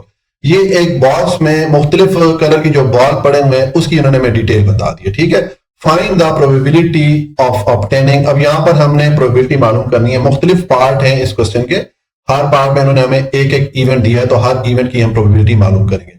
अब पार्ट 1 में इसने हमें इवेंट दिया है अ व्हाइट बॉल, कि हम वो जो बॉक्स है उसमें से जब कोई सा भी बॉक्स रैंडमली उठाएं तो हमारे हाथ में व्हाइट बॉल आए, इस इवेंट की प्रोबेबिलिटी हमने मालूम करनी है। ठीक है, तो इस इवेंट को मैं इस इंग्लिश लेटर ए की को रख लेता हूं। आपको मैंने थ्रू आउट के साइज में बताया कि जब भी हमें कोई इवेंट दिया जाएगा उसको शुरू में हम किसी भी इंग्लिश अल्फाबेट ABCD के को रख लिया करेंगे। तो मैंने इस इवेंट को ए की को रख दिया। अब हम इस इवेंट ए की प्रोबेबिलिटी मालूम करेंगे। तो ये फॉर्मूला हमने सीखा था प्रोबेबिलिटी का, प्रोबेबिलिटी ऑफ इवेंट ए हो जाएगा एन ऑफ ए या नंबर ऑफ फेवरेबल आउटकम हमारे पास जो होंगे या जो नताइज हम चाह रहे हैं उसकी वैल्यू ऊपर हो जाएगी, और एन ऑफ एस या टोटल नंबर ऑफ आउटकम की वैल्यू हम यहाँ नीचे लिखेंगे। तो पहले एन ऑफ एस की वैल्यू मालूम कर लेते हैं, क्योंकि ये वैल्यू आगे जितने भी पार्ट है सब में हमने इसको यूज करना है। ठीक है, तो टोटल नंबर ऑफ आउटकम क्या हो सकते हैं, मैंने लिखा है total balls in the box. Box में टोटल बॉल कितने हैं, देखें 8 रेड है, 9 व्हाइट है, 10 ग्रीन है और 5 ब्लू है। तो इन सबको आपस में जमा करें तो 32 हमारे पास टोटल जो आउटकम या सारे जो मुमकिन नताइज है वो 32 है। ठीक है, तो फिर एन ऑफ एस या टोटल नंबर ऑफ आउटकम की वैल्यू तो 32 हो जाएगी। ठीक है, तो हम जो भी यहाँ पर आप प्रोबेबिलिटी का फॉर्मूला यूज करेंगे तो एन ऑफ एस की जगह हम ये 32 पुट करेंगे। ठीक हो गया, ये हमने एन ऑफ एस की वैल्यू मालूम कर ली। अब एन ऑफ ए की वैल्यू मालूम करेंगे। तो इन्होंने इवेंट क्या दिया है कि जब हम उस बॉक्स में डालें तो हमारे हाथ में व्हाइट वाला बॉल आए, इसकी प्रोबेबिलिटी मालूम करनी है। तो देखिए व्हाइट बॉल की इन्होंने हमें क्या तादाद दी है, 9 दी है, यानी कि 32 में से 9 जो है हमारे फेवरेबल आउटकम, ये जो नताइज हम चाह रहे हैं उसकी वैल्यू है। तो n ऑफ a या नंबर ऑफ फेवरेबल आउटकम या जो नताइज हम चाह रहे हैं उसकी वैल्यू 9 हो जाएगी। ठीक है, तो यहां पर मैंने 9 पुट कर लिया, तो n ऑफ a की वैल्यू 9 हो गई और n ऑफ s की 32 हो गई। बस यहां पर आप नीचे वैल्यू पुट कर लें, इस फार्मूला में आपके पास प्रोबेबिलिटी की वैल्यू आ जाएगी। ठीक है, तो ये मैंने 9 n ऑफ a की जगह पुट कर लिया और n ऑफ s की जगह 32 पुट कर लिया। ये हमारे पास इस इवेंट की प्रोबेबिलिटी की वैल्यू आ गई। ठीक है, ये हमारा पार्ट 1 कंप्लीट हो जाता है। पार्ट 2 है, इसमें इन्होंने हमें ये इवेंट दिया है कि जब हम उस बॉक्स में से कोई भी बॉल रैंडमली उठाएं, ठीक है, तो हमें ब्लू बॉल हमारे हाथ में आए। इस इवेंट की प्रोबेबिलिटी हमने मालूम करनी है, तो इस इवेंट को मैं बी के को रख लेता हूं। ठीक है, अब इस इवेंट बी की प्रोबेबिलिटी मालूम करनी है, तो ये फॉर्मूला यूज करते होते हैं प्रोबेबिलिटी मालूम करने का। ये है probability of event B equal हो जाएगा n ऑफ बी या नंबर ऑफ फेवरेबल आउटकम या जो नताइज हम चाह रहे हैं इसकी वैल्यू ऊपर आएगी और n ऑफ s या टोटल नंबर ऑफ आउटकम की वैल्यू नीचे आएगी। तो ये तो अभी हमने मालूम की है 32 है n ऑफ s की वैल्यू, तो यहाँ पर तो 32 पुट करेंगे और n ऑफ b की जगह हम क्या पुट करेंगे। देखें, इन्होंने हमें इवेंट दिया है अ ब्लू बॉल के, जब हम उस बॉक्स में हाथ डालें तो हमारे हाथ में ब्लू बॉल आए, इसकी वैल्यू मालूम करनी है। तो देखें, अगर ऊपर आप आ जाए, यहाँ पर ब्लू बॉल देखें कितने हैं, इन्होंने हमें बताए हैं 5 है। इसका मतलब 32 में से 5 जो है हमारे जो फेवरेबल आउटकम है, जो नताइज हम चाह रहे हैं उसकी वैल्यू 5 हो जाएगी, क्योंकि ब्लू बॉल की वैल्यू उसने 5 दी है। ठीक है, तो फिर हम n ऑफ बी या नंबर ऑफ फेवरेबल आउटकम या जो नताइज हम चाह रहे हैं इसकी वैल्यू हमने 5 पुट कर दी। अब ये n ऑफ बी की वैल्यू 5 हो गई और n ऑफ s की वैल्यू पर हमने 32 मालूम की थी। ये दोनों वैल्यूज पुट करेंगे तो ये आपके पास प्रोबेबिलिटी आ गई 5/32 इस इवेंट की कि जब हम उस बॉक्स में हाथ डालें तो हमारे हाथ में ब्लू बॉल आए, इसकी प्रोबेबिलिटी आ गई 5/32। ठीक है, यानी कि 32 में से 5 ऐसे चांस हो सकते हैं कि जब हम उस बॉक्स में हाथ डालें तो हमारे हाथ में ब्लू बॉल आए। ठीक है, ये हमारा पार्ट 2 कंप्लीट हो जाता है। पार्ट 3 अब इसमें इन्होंने हमें ये इवेंट दिया है कि जब हम उस बॉक्स में से कोई भी बॉल उठाएं तो हमारे हाथ में ग्रीन बॉल आए। तो इस इवेंट की हमने प्रोबेबिलिटी मालूम करनी है। मैं इस इवेंट को सी के को रख लेता हूं। ठीक है, ये चीज मैं आपको बार बार बताइए इस टाइम में कि जो भी हमें इवेंट दिया जाएगा उसको हम किसी भी इंग्लिश अल्फाबेट की को रख लेते हैं। तो इस इवेंट को मैंने सी के को रख दिया। तो अब इस इवेंट सी की प्रोबेबिलिटी हमने मालूम करनी है, तो ये वाला फॉर्मूला यूज करेंगे कि probability of event C equal है n ऑफ सी या नंबर ऑफ फेवरेबल आउटकम, यानी कि जो नताइज हम चाह रहे हैं उसकी वैल्यू ऊपर आ जाएगी और n ऑफ s या टोटल नंबर ऑफ आउटकम या जो सारे मुमकिन नताइज है उसकी वैल्यू नीचे आ जाएगी। तो n ऑफ s की वैल्यू हमने 32 मालूम की थी, यहाँ पर 32 पुट करेंगे और n ऑफ c की वैल्यू हमारे पास क्या आ जाएगी कि यहाँ पर हमारा इवेंट क्या है, ग्रीन बॉल। तो अगर आप ऊपर आ जाएं तो देखें ग्रीन बॉल की वैल्यू उसने हमें दी है 10। ठीक है, यानी कि 32 में से 10 जो है हमारे फेवरेबल आउटकम या जो नताइज चाह रहे हैं वो वैल्यू हो जाएगी 10। तो आप n ऑफ c जो है यहाँ पर लिख लेंगे 10। ठीक है, ये हमारे पास n ऑफ c या जो हमारे फेवरेबल आउटकम है या जो नताइज हम चाह रहे हैं उसकी वैल्यू आ गई है। तो आप n ऑफ c की जगह 10 पुट कर लें और n ऑफ s की जगह आप 32 पुट कर लें। ये मैंने दोनों वैल्यूज पुट कर ली। अब देखें ये दोनों जो वैल्यूज हैं ये 2 के टेबल से डिवाइड हो सकती है। 2 5 दा 10 हो जाता है और 2 16 दा 32 हो जाता है। तो ये हमारे पास प्रोबेबिलिटी आ गई इस इवेंट की। ठीक है, ये हमारा पार्ट 3 कंप्लीट हो जाता है। पार्ट 4 है, इस पे इन्होंने हमें इवेंट दिया नॉट अ रेड बॉल के जब हम उस बॉक्स में से कोई सा भी बॉल उठाएं तो हमारे हाथ में रेड बॉल ना आए। ठीक है, तो यहां पर नॉट लगे, इसका मतलब है हमें कंप्लीमेंट इवेंट की या जो ऑपोजिट इवेंट है उसकी प्रोबेबिलिटी मालूम करनी है। तो कंप्लीमेंट इवेंट की प्रोबेबिलिटी का फॉर्मूला हम ये पढ़ के आए थे कि अगर फर्ज करें ये जो हमारा इवेंट है कि अगर हम ये जो कंप्लीमेंट इवेंट है नॉट अ रेड बॉल इसको डी कंप्लीमेंट के इक्वल रखें तो इसकी प्रोबेबिलिटी हम मालूम करेंगे 1 माइनस प्रोबेबिलिटी ऑफ डी। ठीक है, ये फॉर्मूला होता है कंप्लीमेंट इवेंट का या जो ऑपोजिट इवेंट होता है या जो नॉट वाला इवेंट होता है। ठीक है, तो यहां पर हमें प्रोबेबिलिटी ऑफ डी की वैल्यू चाहिए पहले, यानी कि इस इवेंट के ऑपोजिट इवेंट की पहले प्रोबेबिलिटी मालूम करना पड़ेगी। ठीक है, तो नॉट अ रेड बॉल के हमें रेड बॉल ना मिले, इसका ऑपोजिट इवेंट क्या हो जाएगा कि हमें रेड बॉल मिले, तो हम नॉट हटा देंगे। ठीक है, तो देखें पहले अब हम प्रोबेबिलिटी ऑफ इवेंट डी मालूम करते हैं कि जब हम उस बॉक्स में हाथ डालें तो हमें रेड बॉल मिले, यानी कि जो हमें इन्होंने कंप्लीमेंट इवेंट दिया था इसका ऑपोजिट इवेंट की पहले प्रोबेबिलिटी मालूम कर रहा हूं। ठीक है, तो इस इवेंट को मैंने डी के को लग दिया। अब इस डी इवेंट की प्रोबेबिलिटी हम इस फॉर्मूले से मालूम करेंगे कि प्रोबेबिलिटी ऑफ डी इक्वल होता है एन ऑफ डी या नंबर ऑफ फेवरेबल आउटकम, जो नताइज हम चाह रहे हैं उसकी वैल्यू ऊपर आती है, और एन ऑफ एस या टोटल नंबर ऑफ आउटकम की वैल्यू नीचे आती है। तो ये तो 32 हमने मालूम किया था, और एन ऑफ डी की वैल्यू क्या हो जाएगी, आप रेड बॉल के ऊपर वैल्यू देख लें कितनी इन्होंने दी है। अगर आप यहां पर आते हैं तो रेड बॉल की वैल्यू इन्होंने में 8 दी, यानी कि 32 में से 8 जो है हमारी फेवरेबल आउटकम या जो नताइज हम चाह रहे हैं वो वैल्यू बन जाएगी। तो n ऑफ d की वैल्यू हमारे पास बन जाएगी 8। तो मैंने n ऑफ d की जगह 8 पुट कर लिया। बस आप n ऑफ d की जगह अब आप 8 पुट कर लें और n ऑफ s की जगह आप 32 पुट कर लें। इसको सिंप्लीफाई करें, ये 8 32 पे डिवाइड हो सकता है। ये 8 1 द 8 और 8 4 द 32 हो जाता है। तो ये हमारे पास प्रोबेबिलिटी ऑफ d, यानी कि अगर हम उस बॉक्स में से कोई भी बॉल उठाएं तो हमें रेड बॉल मिले, इसकी प्रोबेबिलिटी आ गई 1/4। तो अब हम इसके जो कंप्लीमेंट या ऑपोजिट इवेंट है कि हमें वो रेड बॉल ना मिले जब हम उस बॉक्स में से कोई भी बॉल उठाएं, इसकी प्रोबेबिलिटी का फॉर्मूला मैंने पुट कर लिया 1 माइनस प्रोबेबिलिटी ऑफ डी। अब प्रोबेबिलिटी ऑफ डी की वैल्यू हमने 1/4 पुट की है, तो यहाँ पर आप इसकी जगह 1/4 पुट करें। हम इसको सिंप्लीफाई करेंगे तो ये आपके पास फ्रैक्शन की सूरत में वैल्यू आ रही है, तो इनको सिंप्लीफाई करने के लिए हमें इनका एलसीएम लेना पड़ेगा, जू इजाफे कर लेना पड़ेगा। देखिए यहाँ पर डिनोमिनेटर की वैल्यू एक ही आ रही है, नीचे वाला नंबर 1 है, तो यही एलसीएम की वैल्यू बन जाएगी और यही वैल्यू यहाँ पर इस 1 की जगह आ जाएगी। फिर ये माइनस का साइन पुट करके यहाँ पर जो भी वैल्यू होगी उसको एज इट इज यहाँ पर लिख लें, ठीक है। अब 4 में से 1 माइनस करें 3 आ जाएगा, डिवाइडेड बाय 4 आ जाएगा। तो ये हमारे पास इन्होंने जो कंप्लीमेंट इवेंट दिया था या जो ऑपोजिट इवेंट दिया था उसकी प्रोबेबिलिटी की वैल्यू आ गई। ये हमारा पार्ट कौन सा था, पार्ट 4 कंप्लीट हो जाता है। पार्ट 5 है, यहां पर उन्होंने हमें दिया है इवेंट अ बॉल कि जब हम उस बॉक्स में से बॉल उठाएं, तो पहले तो ये हमें बता रहा था ना कि कोई भी कलर वाली बॉल आ जाए, रेड आ जाए, ब्लू आ जाए, व्हाइट आ जाए, ठीक है। यहां पर क्या रहा है, किसी भी कलर की बॉल आपके हाथ में आ जाए, तो उसका मतलब है कि उसमें जो 32 बॉलें हैं उनमें से जो भी बॉल आएगी ये हमारा फेवरेबल इवेंट बन जाएगा, यही हमारी फेवरेबल आउटकम बन जाएगी, ठीक है। यही नतीजा हम चाह रहे हैं। तो फिर एन ऑफ ई या फेवरेबल आउटकम यहां पर हमारे पास आ जाएंगे 32। मैंने इस इवेंट के बॉल को ई के को लग दिया और इसके फेवरेबल आउटकम की वैल्यू हमारे पास आ गई 32। और फिर मैंने इस इवेंट ई का प्रोबेबिलिटी का फॉर्मूला पुट कर लिया कि प्रोबेबिलिटी ऑफ इवेंट ई हो जाएगा एन ऑफ ई या number of favourable outcome divided by N of S या टोटल नंबर ऑफ आउटकम। तो एन ऑफ ई की वैल्यू हमारे पास 32 है, यहाँ पर आप 32 पुट कर लेंगे और एन ऑफ एस की वैल्यू भी ऊपर हमने 32 मालूम की थी, तो मैंने नीचे भी 32 पुट कर लिया। अब ये दोनों आपस में एक दूसरे को कैंसिल आउट कर लेंगे, तो प्रोबेबिलिटी ऑफ ई की वैल्यू हमारे पास आ जाएगी 1। यानी कि इस इवेंट की प्रोबेबिलिटी के उस बॉक्स में से जब हम बॉल उठाए तो हमारे हाथ में किसी भी कलर का बॉल आ जाए, इसकी प्रोबेबिलिटी 1 है। किसी भी इवेंट की प्रोबेबिलिटी का 1 होने का मतलब यह है कि उस इवेंट ने हर हाल में वाकया होना है, ठीक है।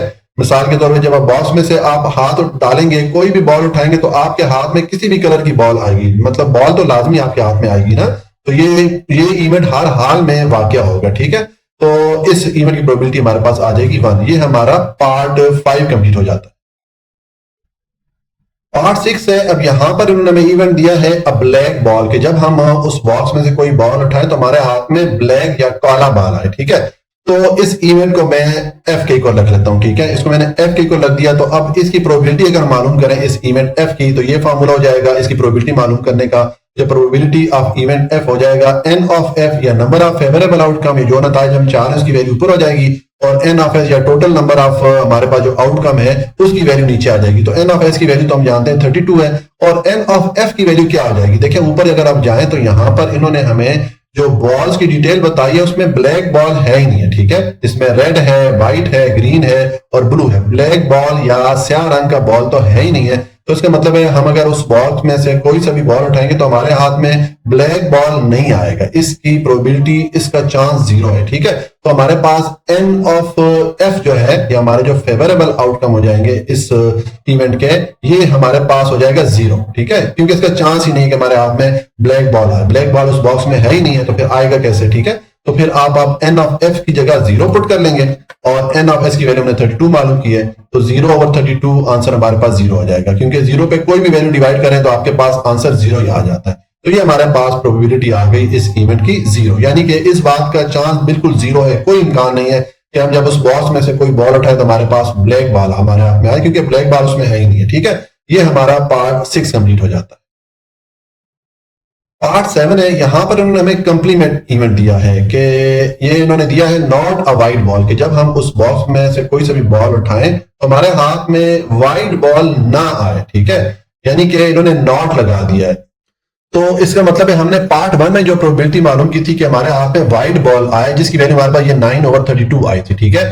तो इसका अब कंप्लीमेंट इवेंट है, इसका ऑपोजिट इवेंट है, तो हम ये वाला फॉर्मूला यहाँ पर यूज करेंगे 1 माइनस प्रोबेबिलिटी ऑफ ए, और प्रोबेबिलिटी ऑफ ए हमने ऑलरेडी ये मालूम किया हुआ है। मैं आपको दिखा भी देता हूँ एक बार, देखें हमने ये पार्ट 1 को सॉल्व किया था, यहाँ पर इन्होंने हमें ये इवेंट किया था अ वाइट बॉल, ठीक है। तो इसकी प्रोबेबिलिटी आई थी 9/32। अब इन्होंने हमें कहा है नॉट अ वाइट बॉल, यानी कि वो जो इवेंट है उसका ऑपोजिट या कंप्लीमेंट इवेंट दे दिया, इसकी प्रोबेबिलिटी मालूम करनी है। तो कंप्लीमेंट इवेंट की प्रोबेबिलिटी का फॉर्मूला ये वाला होता है, ठीक है। तो ये मैंने 1 माइनस प्रोबेबिलिटी ऑफ ए लिख दिया। अब इसकी वैल्यू हमारे पास 9/32 है, तो ये मैंने यहाँ पर पुट कर दी इसकी जगह, ठीक है। अब इसको सॉल्व करेंगे तो देखें ये चूंकि फ्रैक्शन या कसर की सूरत में वैल्यू आ रही, तो इन दोनों को सॉल्व करने के लिए हमें इनका एलसीएम लेना पड़ेगा। तो यहाँ पर देखें जो डिनोमिनेटर या जो नीचे वाला नंबर है ये एक ही आ रहा है, यहाँ पर नहीं आ रहा 1 के नीचे। तो फिर ऐसी सूरत में जब डिनोमिनेटर की वैल्यू एक ही हो, यही जो है एलसीएम या जो इजाफे अकल की वैल्यू जाएगी और यही वैल्यू ऊपर यहाँ पर इस 1 की जगह आ जाएगी। ये माइनस पुट करके ये वाली वैल्यू आप एज इट इज यहाँ पर पुट कर दें, ठीक है। अब 32 में से 9 को माइनस करें तो 23 आ जाएगा डिवाइडेड बाय 32। ये हमारे पास जो कंप्लीमेंट इवेंट इन्होंने दिया है इसकी प्रोबेबिलिटी आ गई 22/32। ये हमारा पार्ट 7 कंप्लीट हो जाता है और इसके साथ हमारी एक्सरसाइज 5.4 भी कंप्लीट हो जाती है। जी बेटा अगर आपको कोई भी पॉइंट समझ नहीं आया तो आप कमेंट में लाजमी पूछिएगा, ठीक है। वीडियो अगर अच्छी लगी हो तो वीडियो को लाइक सब्सक्राइब और शेयर जरूर कर लीजिएगा, क्योंकि ये वीडियोस बनाने के लिए बहुत ज्यादा मेहनत लगती है। हमेशा खुश रहें, मुस्कुराते रहें, अल्लाह की अमान में।